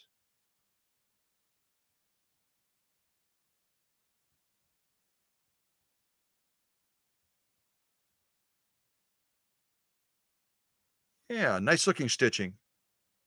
Very, very nice looking stitching.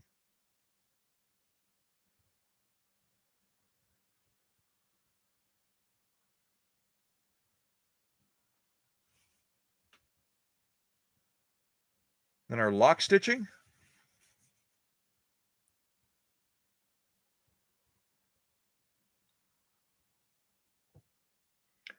Again, once we made that tension adjustment, because we saw that the lock stitch on the straight stitch was a little bit weak, all the other stitches, even with the needle movement, we got some really, really good results, I think. Some really, really good results.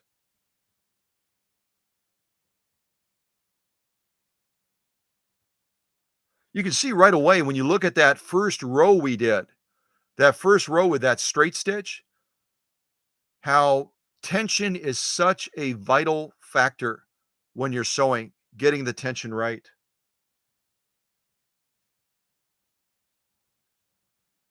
Such a vital factor.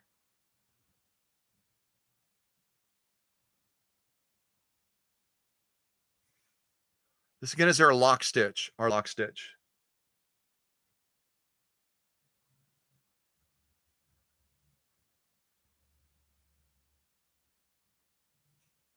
So it's a fairly simplistic machine, isn't it? It's fairly simplistic when it comes to the stitch patterns that it offers. But again, when you're sewing with a sewing machine and you can change stitch length and stitch width to some degree, Not as much on this one because it has kind of the preset stitch output with that knob that I had to replace, the mechanism. But even manipulating stitch length, you can change the appearance of stitches quite a bit, can't you? Yeah. So really a little bit of a battle with still we're having issues with that static charge in the thread for whatever reason. But we got a good outcome in the end, a beautiful lock stitch and also beautiful top stitching as well. So I might goof around to see how many more times I can rethread the machine. And then I'm also remind me, I want to show you a quick bobbin winding on this as well. It's got an interesting bobbin winding setup on this machine. So I'm going to set this to the back as a major victory. We didn't give up. I could have ended with that last live stream where we only were able to get off about three stitch offs. But I didn't want to do that to this orange machine, even though she's a little bit of a sassy girl and she's out there partying with the people and getting static charged and then coming back and saying, "Hey, can we do some sewing?" And I'm like, "No, I don't want to sew on you because you're like," but you know what? We didn't give up on her. We came back, we got all the stitches done, which I'm really pleased about. Got some beautiful stitch quality as well. And yeah, we'll try a couple more stitch offs and see what result we get without throwing a fit. Yeah. And again, even though this is only a 0.6 amp motor, she still has quite a bit of power. And the setup I have, if I didn't mention it, I mentioned it in the last live stream and it's the same needle. It's exactly the same needle as the last live stream. But if I didn't mention it yet now, it's a universal 9014 needle, kind of my go-to needle. So I know that she'll be able to handle going through this elk hide if the static doesn't play mischief and cause that thread to come off of that take-up arm. And this is one of those, if I show you the take-up arm real close, you're going to see it's one of those easy, they in the 70s and 80s in particular, they wanted to make it easier and easier on the sewist. So instead of having a closed take-up arm where you would thread the take-up arm and then it's in there, it's not going to come out. They had this large opening where you could basically slide that thread in like on some of the Singer machines. And it gives the opportunity, especially when you're dealing with static charge, for that thread to pop out. See how wide that is? It's huge. It's huge. And so there is the opportunity for that thread to work its way out, especially when you're battling the months where the air is getting drier and drier and drier. So it is what it is. It's how they set it up. It's how they set it up. So let me see. I don't know if I'll be successful or not. Otherwise, we'll keep going at it. But I'm going to see if I can go after this elk hide just to show you that 0.6 amps is still enough power. It's still enough power. And we'll see if we can get successfully through this with this model 3600. Let me change the camera angle a little bit.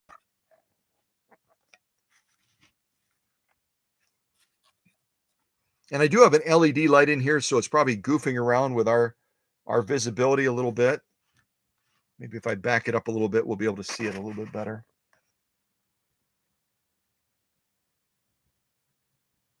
Okay, let me give this a go. I'm getting really good at rethreading the take arm, so I'm not daunted. I'm not daunted much. A little. Okay, let's see what happens. Here we go.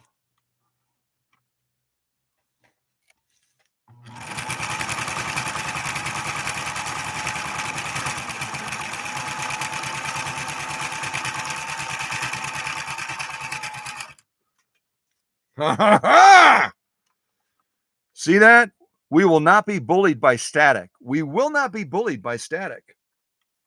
Maybe a little, maybe just a little bit. We're not going to be daunted and bullied by static. So, at any rate, 0.6 amps. It's 0.4 of an amp smaller motor than the white one, the 3610, but it still can get the job done. It's running really well, and it's able to deliver a real good punch down at the needle. And this is what we just sewed through this elk hide right here. Let me change the camera angle a little bit. We just sewed through this elk hide right here, probably the equivalent of a belt, a thick belt. You can see it from the side right there. That is some serious, serious leather. But this 3600 just went through it very, very nicely. And static did not play a factor this time. And this is our 3-point zigzag buzzing down that leather.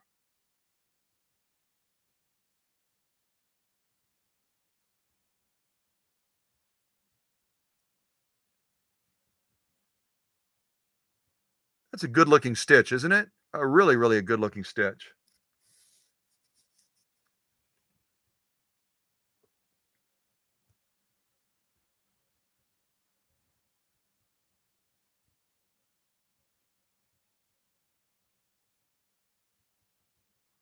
Very, very nice. Look at it like this as well.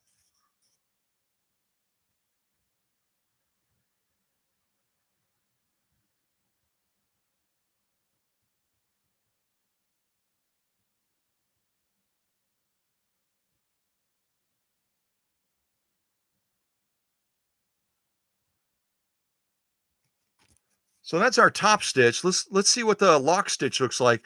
You remember that that far left knot is our upper tension. That far left knob is our upper tension control, and we bumped it up from 5 to 6. So let's see if it was sufficient to manage tension even going through thick leather like this. This is our lock stitch now.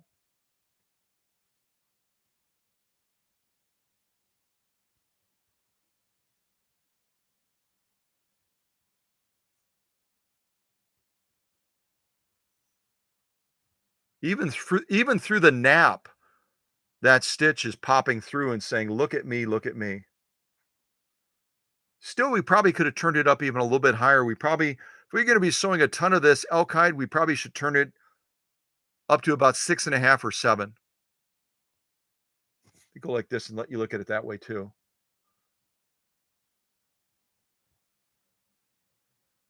Come on, camera.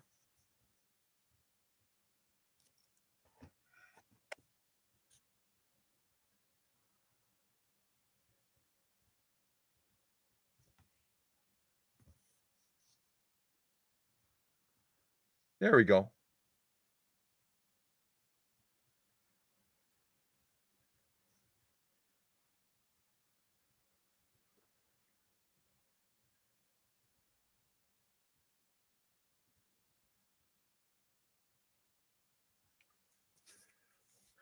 So all in all, I'm really pleased with this. We got a decent looking lock stitch again. I would increase the upper tension even a little bit further than we did. But all in all, we got a very nice looking 3-point zigzag. A lot of needle movement involved with this type of a stitch pattern. And needle movement right away bridges those gap points where the thread is kind of floating on the material and tension becomes a more major factor. The further you stretch that thread out without having the piercing points of the needle as supports to that thread pattern, the more tension has to be adjusted to accommodate for that, just like the supports on a bridge, just like the supports on a bridge. So a good looking lock stitch and an even better looking top stitch. We have a little bit more tension factor here where we could shift that down to the bottom of the material. And again, this is what we sewed through. That is some serious leather, folks. I'm getting a little bit cocky now. Now that I'm thinking, okay, we scared away the static goblins. We scared away the static goblins. Maybe we're gonna have victory. I don't know. I think the static is still there, and it's just kind of showing us a little bit of mercy. But we've done the heavy side of things with the elk hide. We got through all the stitches on this 100% cotton. Now I'm almost inclined to say let's give velvet a go, and I might go back to one of the other stitches. Let's see. Well, we're doing a 3-point zigzag. I'll see if I can pull off a 3-point zigzag on this velvet. This is that velvet you use at the holiday times around Christmas and that. We'll see if we can bust down some velvet with a 3-point zigzag. I'm going to be really, really confident. Bump it back to that mountain stitch. See if we can lay down a mountain stitch on here as you know, as we go through this, and then might even lay down what is it? Maybe we'll lay down a zigzag after that. And then what I'm probably going to do, just because right after this live stream, I've got to jump into packing these machines. I'll probably end with this, if you'll allow me that grace. I had all these other sew-offs, but we might end with this, depending on how the machine behaves. Shouldn't say that. The machine is behaving nicely. It's the static that's messing with the thread. So let's see how we do. And because this has a plastic backing on it, you can see that in the shot right there. I hope that doesn't accentuate the static issue. Hopefully not. We'll see. All right. Just going to launch into this and keep our fingers and toes crossed, huh? All right, here we go.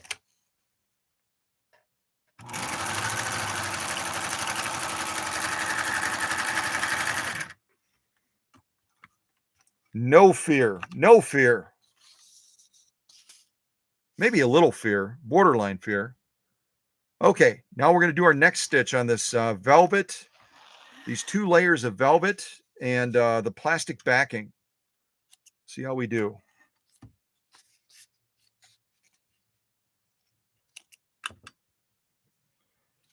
Get that back into position. Presser foot is down. Now we're going to take our stitch selector and turn it one back to that mountain style stitch you can see right there.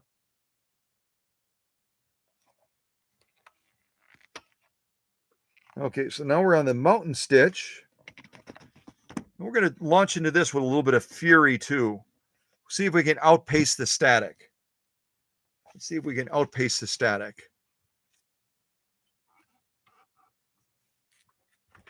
All right, here we go. Otherwise, I will rethread this again. Here we go.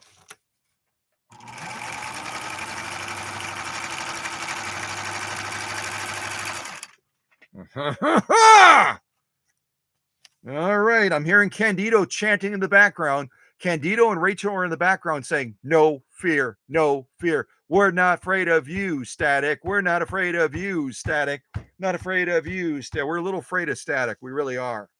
We're borderline terrified of static. Yeah, it can totally mess with us. Kind of like those other threads that we were battling, the cotton thread and the silk thread. Thread is just really not very nice sometimes. It's not very nice at all. All right, let's do another one. Let's keep on going here. Keep on going. Now we're going to do like a little blind hem thingy. What do you call it? Yeah, we're going to do that one now. Going to try to do it. Going to try to do a blind hem now. Here we go. It's going to go pedal to the metal. Pedal to the metal. Here we go.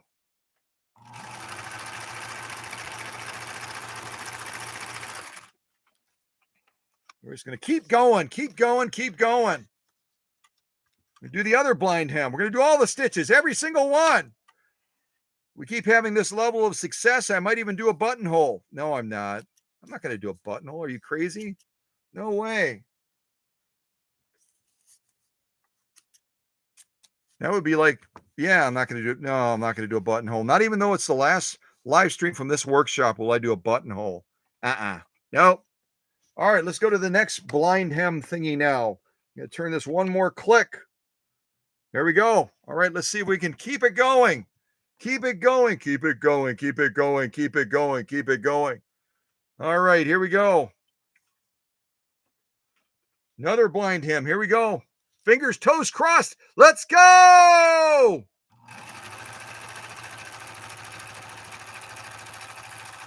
Yeah. Pedal to the metal.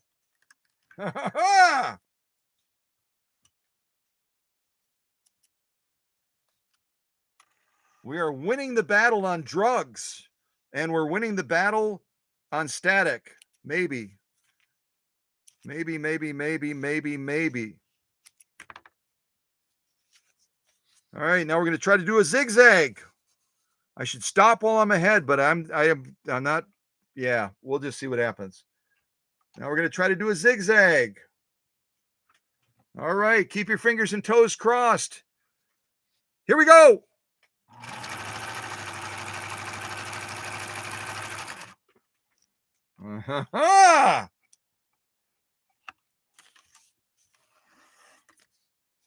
We're outpacing the static. It will not win. It will not. It might win, but we're not going to. Let's hope it doesn't win. Okay.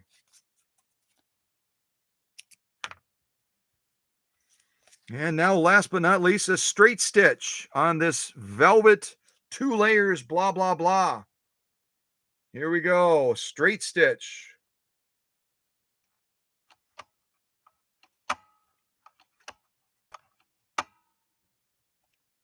All right. Our final stitch. Maybe, maybe not. I don't know. Let's see if we can pull off a straight stitch. Fingers and toes crossed. Here we go.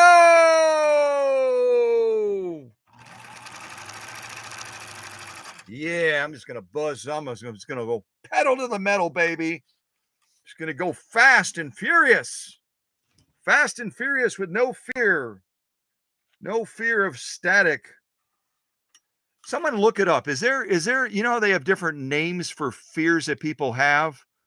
Like, I don't know. They come up with scientific names for things that people are afraid of. Is there a fear of static? Because I think I might have it. I think I have a fear of static. I really do. I think I have a fear of static. So if anyone knows if there's a word, one of those fancy words for a fear of static, type it in the live chat. Type it in the live chat. I'd like to know what it is. Okay, so velvet. Velvet. There we go. And you're looking at other than a buttonhole, you're looking at all the stitches that this model 3600 will do. All the stitches. 3-point zigzag at the top, the mountain stitch, a type of stretch blind hem stitch, I believe it is, another type of blind hem stitch, a zigzag, a straight stitch. And I'm going to look at the live chat because I got to know if there's a scientific word for a fear of static. A fear of static.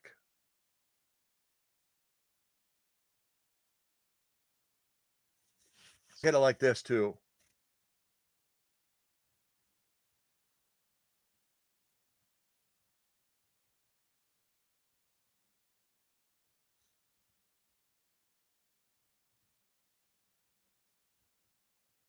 Some really good looking stitching there. Really good looking stitching. And those of you that don't sew velvet, especially with this plastic backing, is really tricky stuff. And remember again, this model 3600, unlike the 3610 that I had on the workbench before, there is no adjustment for presser foot pressure for these different materials. The machine makes the adjustment automatically, supposedly. And so we have to count on the machine to manage presser foot pressure for us on this model 3600. All in all, it did a pretty good job. All in all, it did a pretty good job on all of these stitches.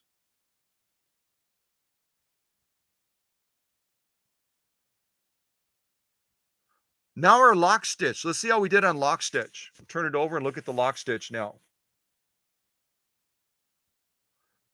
So this is, again, it's interesting. It's interesting as you go from, we sewed elk hide, which is thicker than a belt, and we managed pretty good tension, but you can go to something super light like this velvet now, and all of a sudden you can look at that 3-point zigzag and you can say it's a little bit underdefined. We almost needed more upper tension for a lighter sew off. We needed a little bit more upper tension for this lighter sew off. Look at that 3-point zigzag. It's underdefined just a little bit, but also we're getting a little bit of that velvet that's pushing through that kind of obscures the definition of the stitch as well. That little tuft factor, kind of like we saw on some of the leather when we were sewing on that white rotary that belongs to Richard. It would, that harpoon needle would push that leather through and create a little bit of a tuft, and it would obscure the stitch definition a little bit. We're getting a little bit of that here on this velvet. So it's interesting. Tension can be a factor whether you're sewing super heavy duty or whether you're sewing on the lighter side like this.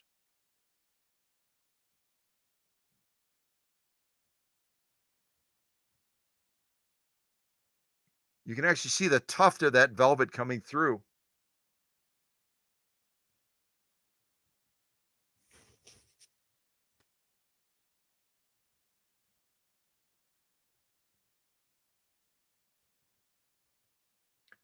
It's interesting when you sew the velvet, the stitching almost looks three-dimensional, doesn't it?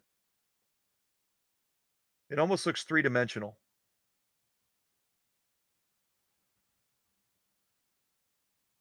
So all in all, a real good outcome for moving from one extreme.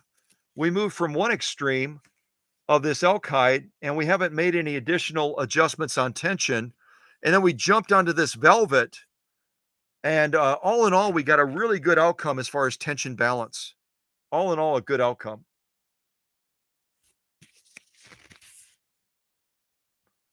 But again, if we were sewing a bunch of velvet, if we were making tree skirts for a nonprofit, for a fundraiser or something like that, we would be bumping our upper tension up on this 3600 to maintain a even a more defined lock stitch, even a more defined lock stitch.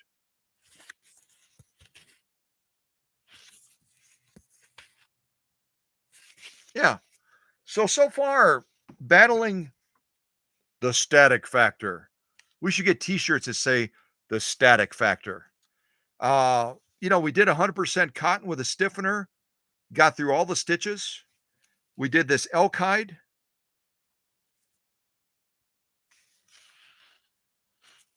super thick stuff.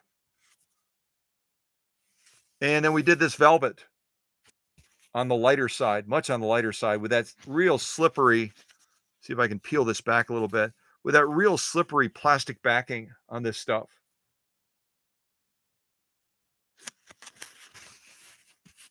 So it's a great little machine, powered by a 0.6 amp motor. But again, I'm I'm almost leaning towards. I really like the way Viking thinks. Viking was done with this really cool creamsicle machine, and they were looking at their next model, and they said, "What should we do with the 3610?" We've already had the floating hook, like all of the Swedish beauties have, where inside of the bobbin case area, that floating hook is moving left to right, up and down. So you can run with heavier thread on this machine. It's not a problem. They added the auto clutch disengagement on the side of the machine, which we'll use shortly as we're going to wind a bobbin. And that was a beautiful outcome as well. But then they said, well, let's make a bigger motor. When we do the 3610, let's have a bigger motor. We'll leave all the knobs the same way. We're going to have upper tension control right here. We're going to have stitch length here. We're going to have reverse right there. We're going to have our stitch pattern selector over here with our buttonhole, 4-stage buttonhole. But we're going to add pressure foot pressure here, and we're going to beef up the motor. And I think Viking was always forward thinking, and how can we make it better? Kind of like our philosophy in the workshop and within our cow country family is constant and never ending improvement. And that's the way Viking always looked at their machines. Even going into the 1970's, they were saying, how can we make the machine better? How can we make it more user friendly? And also, if you were to look at their take up arm on the model 3610, instead of having that huge wide cavity on their take up arm where the thread would have the possibility of slipping out of position, they also modified their take up arm as well on the 3610 so that it's deeper with the thread, so that that thread is less likely to pop out when there's a static factor. They constantly were saying, we're going to make it better and better and better. And that's the way the Swedish people think. And I really respect it. I think all of us respect it.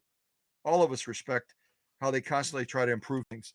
So let's do this now. Let's wind a bobbin on this 3600, and then we might do something else. We might not. We probably won't, because I'm looking at going on 8:30, 9:30 Eastern time. when I get done with the live stream, I'll quickly send out the stats to the leadership team, and then I'm going to start packing these Swedish beauties. This one, and then also the 3610. So I'm going to be packing late into the evening, long after all the rest of you are putting on your bunny slippers and saying, "Oh, I think it's time to go to sleep."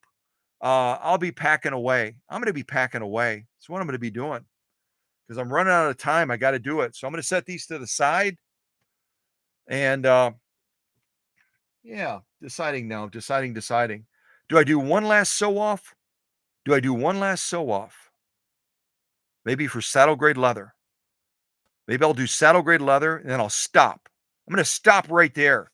Or I could be a total rebel and I could try some bubblegum material. Since we're already battling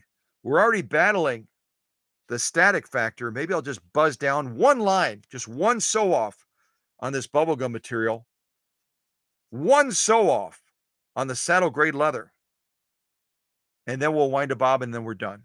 Yeah, that's what we're going to do. I think that's what we'll do. We might do that. Yeah. Okay. So let me put the bubblegum material into position. And I'm going to go pedal to the metal on this. Right now we've got a straight stitch. Let's make it a little bit more tricky. Right now you can see our stitch selector is on straight. We could go to a zigzag, or we could go to I'm going to go to the mountain stitch. The mountain stitch is going to be one of the toughest ones to do on a high vinyl based material like this bubblegum material.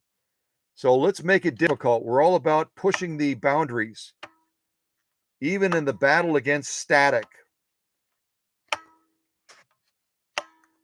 And I'm just going to show you real quick, because I'm changing this stitch selector that was broken when it came to the workshop, and then we took that part out of the 3610. Watch what that needle is doing as I'm changing this. And this is why when you're making a stitch selection, you always have that needle out of the material. Always, always, always. Watch. Whoa! Holy mackerel! Look at that. Joe! Bing! Ho! Jeez! Whoa! Stop! You're going crazy, man. Okay. Finally going to get back to that mountain stitch, I think. I think we're on the mountain stitch. We might be on the mountain stitch. Shorten it up a little bit. 1.5. So our tension, we're at 6. I'm going to go to 6, a little bit more than 6. Right around 6.5. Stitch length is right around a 1.5-ish. Our stitch pattern selector is on the mountain stitch down over here. And we're going to try this bubblegum material, 2 layers of it on this Viking. We're not going to be intimidated by static, maybe a little bit. And we'll see if we can buzz down this. And then we'll do some saddle grade leather and we're done. Apart from winding a bobbin. Okay? All right. Keep your fingers crossed. Let's see if we can beat this static again. I'm hoping. Here we go. We didn't. The static beat us. I was so excited. I thought we had it. Okay. That's okay. That's all right. We're not going to give up. Maybe. We might give up. No, we won't give up.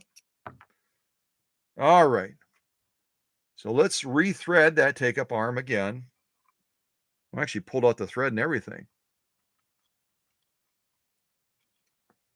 Yeah, I think this was probably a design flaw. I think when Viking made this take up arm with that large open cavity, I think that was kind of a mistake. But I would never say that about our Swedish designers because they're really smart. I think they made a mistake. Yeah. Okay. Check my threading. Yep. Getting really, really good at this.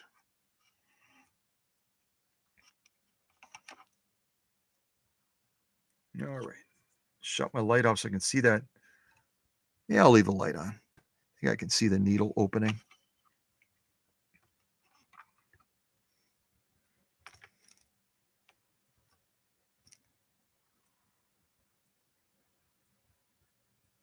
Ooh, I threaded that like on almost the first time.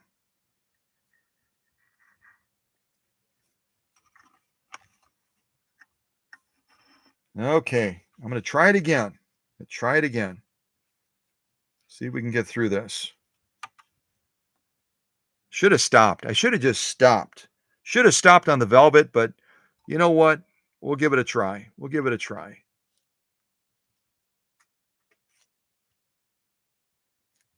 Oh, our take-up arm is. Hold on a second. Oh, okay.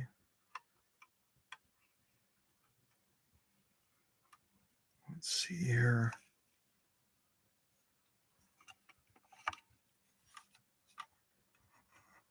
Good thing I checked that. Our thread had kind of shifted over to the other side of the take-up arm. That would have been a disaster launching like that. Okay, I'm going to give it a try again. And you know what? Let's see what happens. All right, here we go.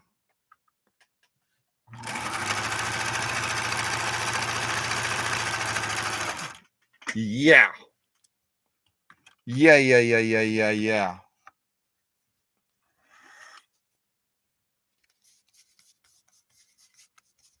A little bit of oil residue coming off of there. Okay. Let's check this out. I think I'm doing this for Dusty's sake. He always does everything fast. Okay.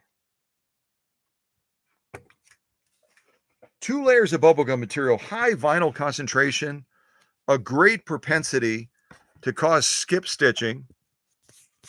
Probably also attracts static as well. Let's take a look at these.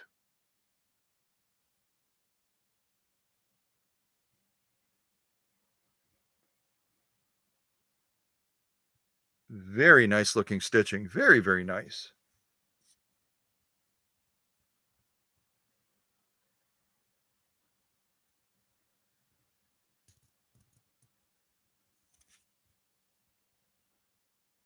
Turn it over and look at that lock stitch.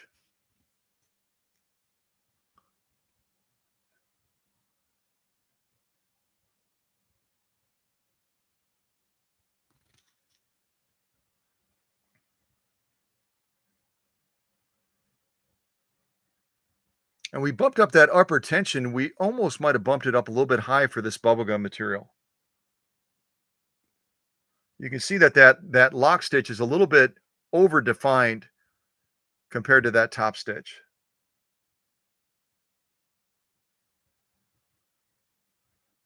So on this bubblegum material versus the velvet that we sewed before it, we could probably adjust that upper tension back a little bit. Adjust it back just a little bit. So beautiful lock stitch, beautiful top stitch.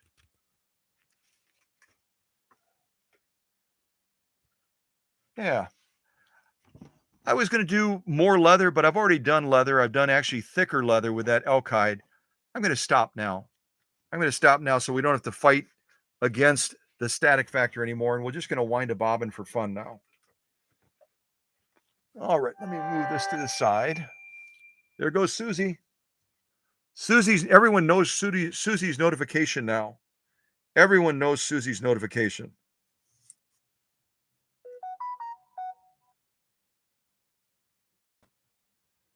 You know what?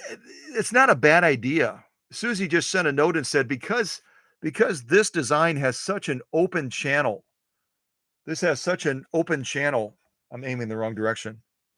This has such an open channel design on it that a little piece of painter's tape to close off that opening. It's not a bad idea at all.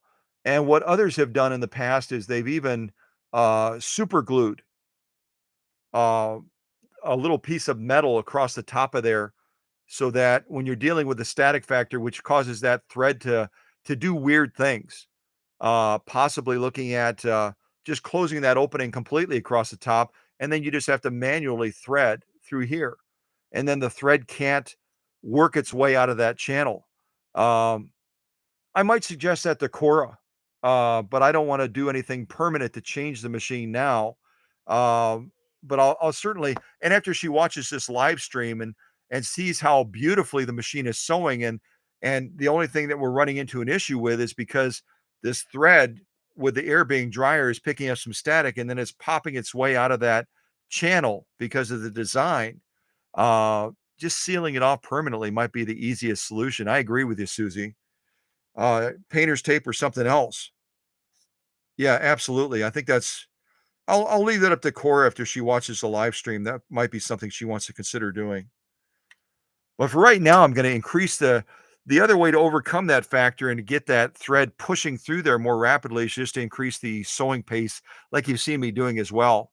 And that might also help us out in the end. But I think that this was a mistake. And if you look at the other take up arm on the 3610, you're going to see that they modified it with a much deeper channel so that that thread, whether it's static or other factors, that thread can't work its way and pop out of the top of that take up arm, because that's what's happening. It's working its way out of that take up arm and it gums up the works, as my dad would say. Yeah, great suggestion, Susie. I agree with you. I agree with you. Okay, let's wind a bobbin. Let's wind a bobbin now. So I'm going to rotate the machine just a little bit. We'll move our sew off pile out of the way as well.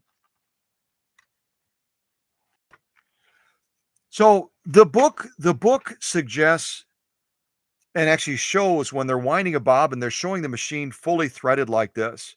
And they're basically unthreading the needle and then they're coming across the machine like this. We can certainly do that, but the other method that I used before and it had a good outcome is I'm going to go ahead and unthread the machine. And you know what? I should show the threading of the machine too, shouldn't I? Before we get to that point, I should show the threading of the machine just to cover that base. So this handle right here on top is a fixed handle. You can't do anything with it. So you kind of thread behind it. You come from over here, come behind that handle. There's a thread guide right here you snap into. And then you've got a choice of two channels. You have a left channel right here. See if I can show you with the clips. You got a left channel right here where we're threaded right now. And then you've got a right channel right here. Don't go on the outside here. Don't go on the outside there. Go either on the left inside channel where we are right now or the right inside channel right there. And then from there, you drop down to the take-up spring and you kind of draw it in by the body from right to left. Then we come up to that not so popular take-up arm and you draw the thread into that long channel take-up arm right there. And from that take-up arm, then you drop back down to a thread guide right here. Let me shut that light off for a second. You come right down here. There's a thread guide right above the needle. And then finally, you're going to thread this needle from front to back. From front to back. And I already explained the bobbin setup. The bobbin setup is similar to the other Swedish beauties, where if your bobbin is in your left hand, your bobbin case is in your left hand, and your bobbin is in your right hand, that thread will be coming underneath the bottom. So as this is turning in the machine, in the sewing process, it's going to be turning counterclockwise. And you can tell that as you're drawing that thread out, that bobbin in the rear will be turning like this. Okay? This again is going to be your feed dog drop right here. Right now, when it's in the down position, we've got feed dog feed. As you push this button here, the feed dogs drop for darning and for free motion quilting, etc.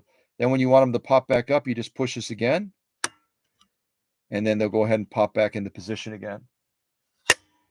Okay? Yeah, I have to say again, Susie and all the leadership team members, let me say that again. All of you in this live stream are incredibly intelligent, and certain machines, when they're built, when they look back over their shoulder at the design that they used, they can readily see that there are problematic issues with it depending on the sewing conditions.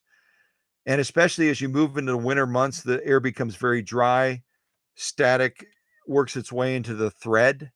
Um, uh, a design like this where you have such a wide opening, um, probably just closing it completely. Closing it completely is probably the simplest solution to keep that thread from working its way out of that take-up arm. So yeah, whether it's painter's tape like Susie suggested or some other method, the earliest treadle machines actually had a metal clip that was part of that assembly where you had to slide it past that metal clip that actually closed that opening completely. So I understand the ease of being able to slide the thread in and drop it down right away, and you can thread the machine a little bit quicker. But depending on the sewing conditions, the sewing climate, the sewing environment, it can also be problematic. And we've witnessed that.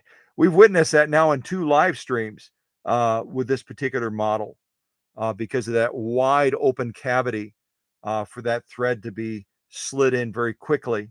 But it can just as easily work its way out, can't it?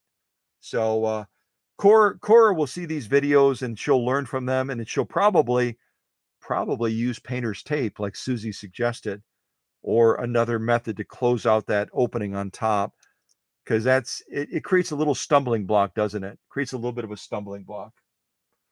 Okay, so I'm going to unthread the machine now that we've seen how to thread it. Let me drop that down a little bit. I'm going to pull that thread out all the way.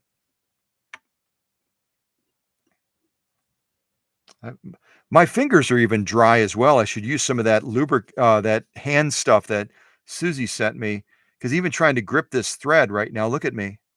I'm trying to grip the thread right here, and I can't. It's getting to be so dry now in Wisconsin.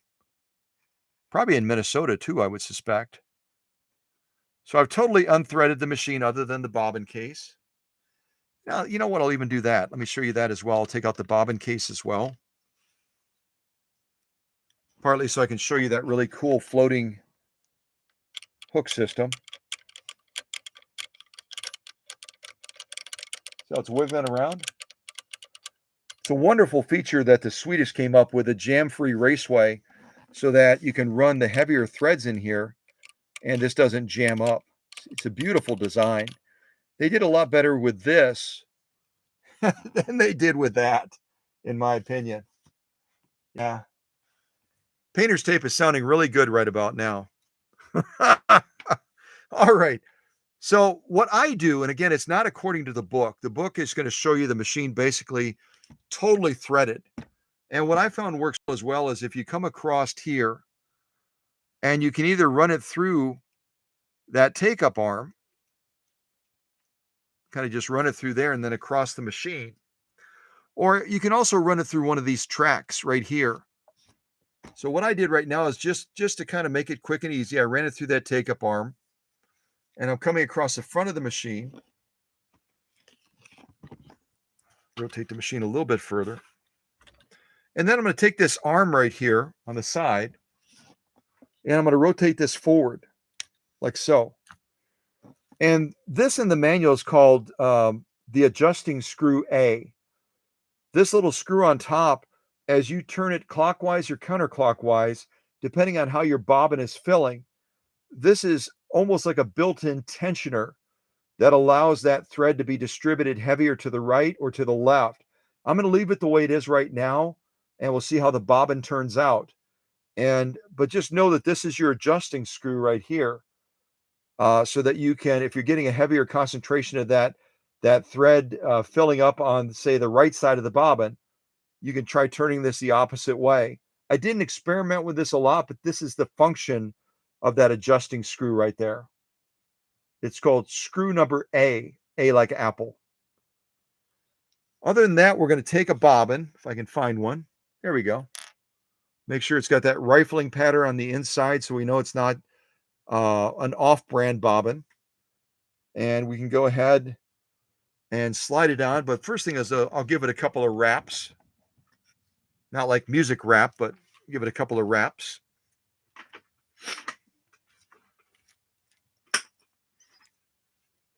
I'll draw it through here first.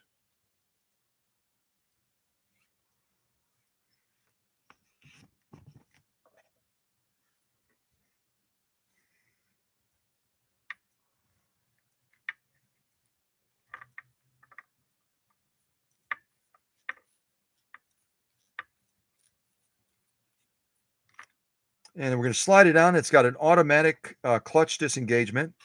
So as I slide it into position, I'll just kind of snap it on. As soon as I do that, the clutch is going to be disengaged. And then, as we normally would, we'll just hold onto this thread and let it launch and begin to wind the bobbin. And again, I haven't made any adjustment to this A screw since I'm on the first one. And with the static factor in the workshop right now, we'll see how it does as far as keeping that bobbin even. Okay? Go ahead and give that thread a hold, and we'll see if we can launch into this. Did I go off of there just a bit? Yep, I sure did. Hold on just a second.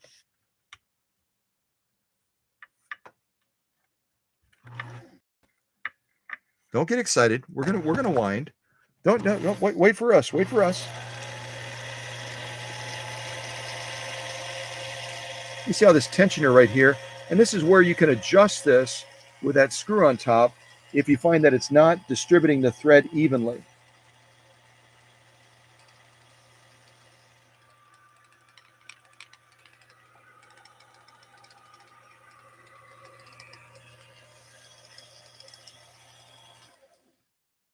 Yeah, I think we'll stop right there. Let's see how we did.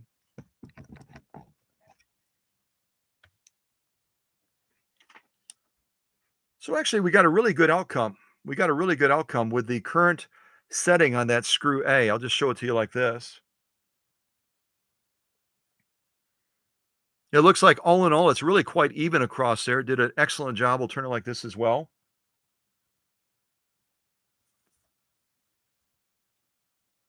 And again, as you get more intimacy with the machine, as Cora works more and more with this 3600, she'll become accustomed to, depending on the type of threads that she's winding, she may have to adjust this screw A left to right to accommodate that even distribution on the bobbin.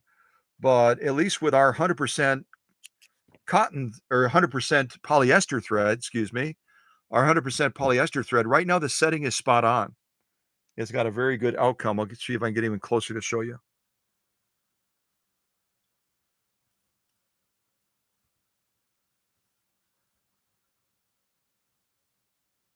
And while this take-up arm might have a bit of a flaw in allowing that to creep out occasionally, it does an excellent job for bobbin winding. Yeah. See, the Swedish weren't totally off about that. Not totally. So, at any rate, I hope you enjoyed kind of a revisit to this machine. We obviously got a lot further with it this time. And I think Susie's suggestion, some sort of painter's tape or something else that Cora might decide to do when she gets this machine out in Philadelphia, Pennsylvania, might be the simplest solution to overcoming what could have been a little bit of a design flaw with this Model 3600. Again, making it convenient for the sewist is a great goal and objective for that manufacturer, but sometimes they'll overdo it a little bit, and having that wide opening, that wide cavity, especially as the winter months come on and you're dealing with some static charge in the thread, it can create a little bit of an obstacle, as we witnessed in both of the live streams. But ultimately, I'm really satisfied we persevered, and I'm also glad that we came back to revisit this machine again, and we were able to do some fun sewing with it, both with 100% cotton, getting some great results there. The camera's saying, I'm done. I'm done.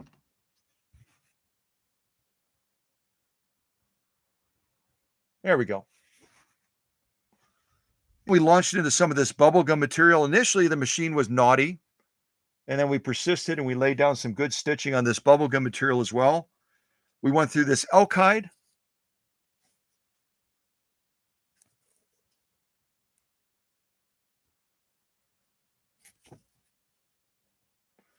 And last but not least, we had some great success in doing every single stitch on Cora's machine on this velvet material, 2 layers of it with that slippery background.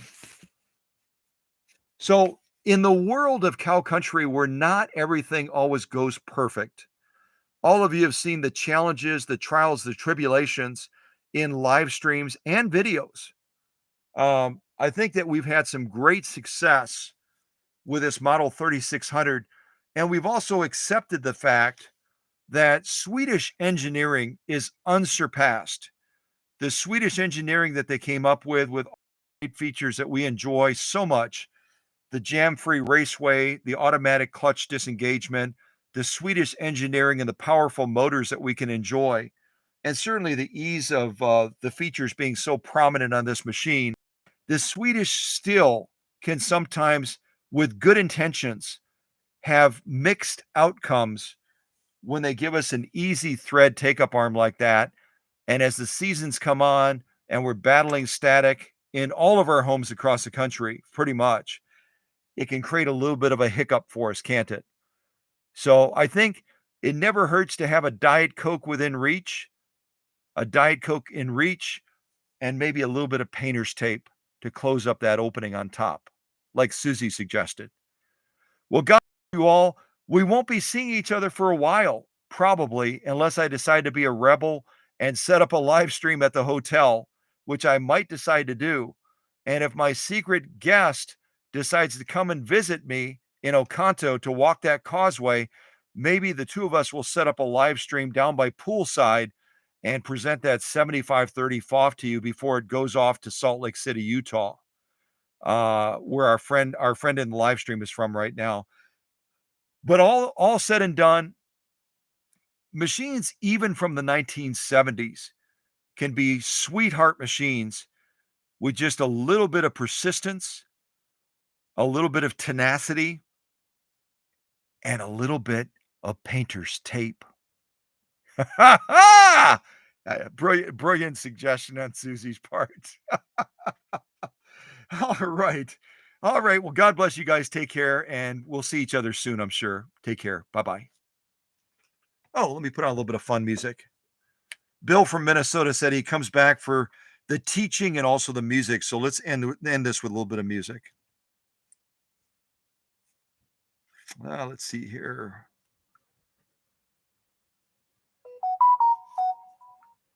Some sort of notification there. Let's put on a little bit of music.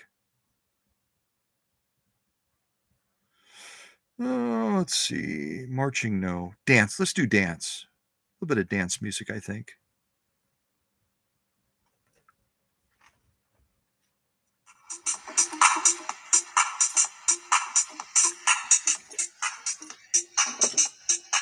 The power of painter's tape. There's another t-shirt possibility. The power of painter's tape. Oh, wow. I almost ran that bobbin out. Look at that.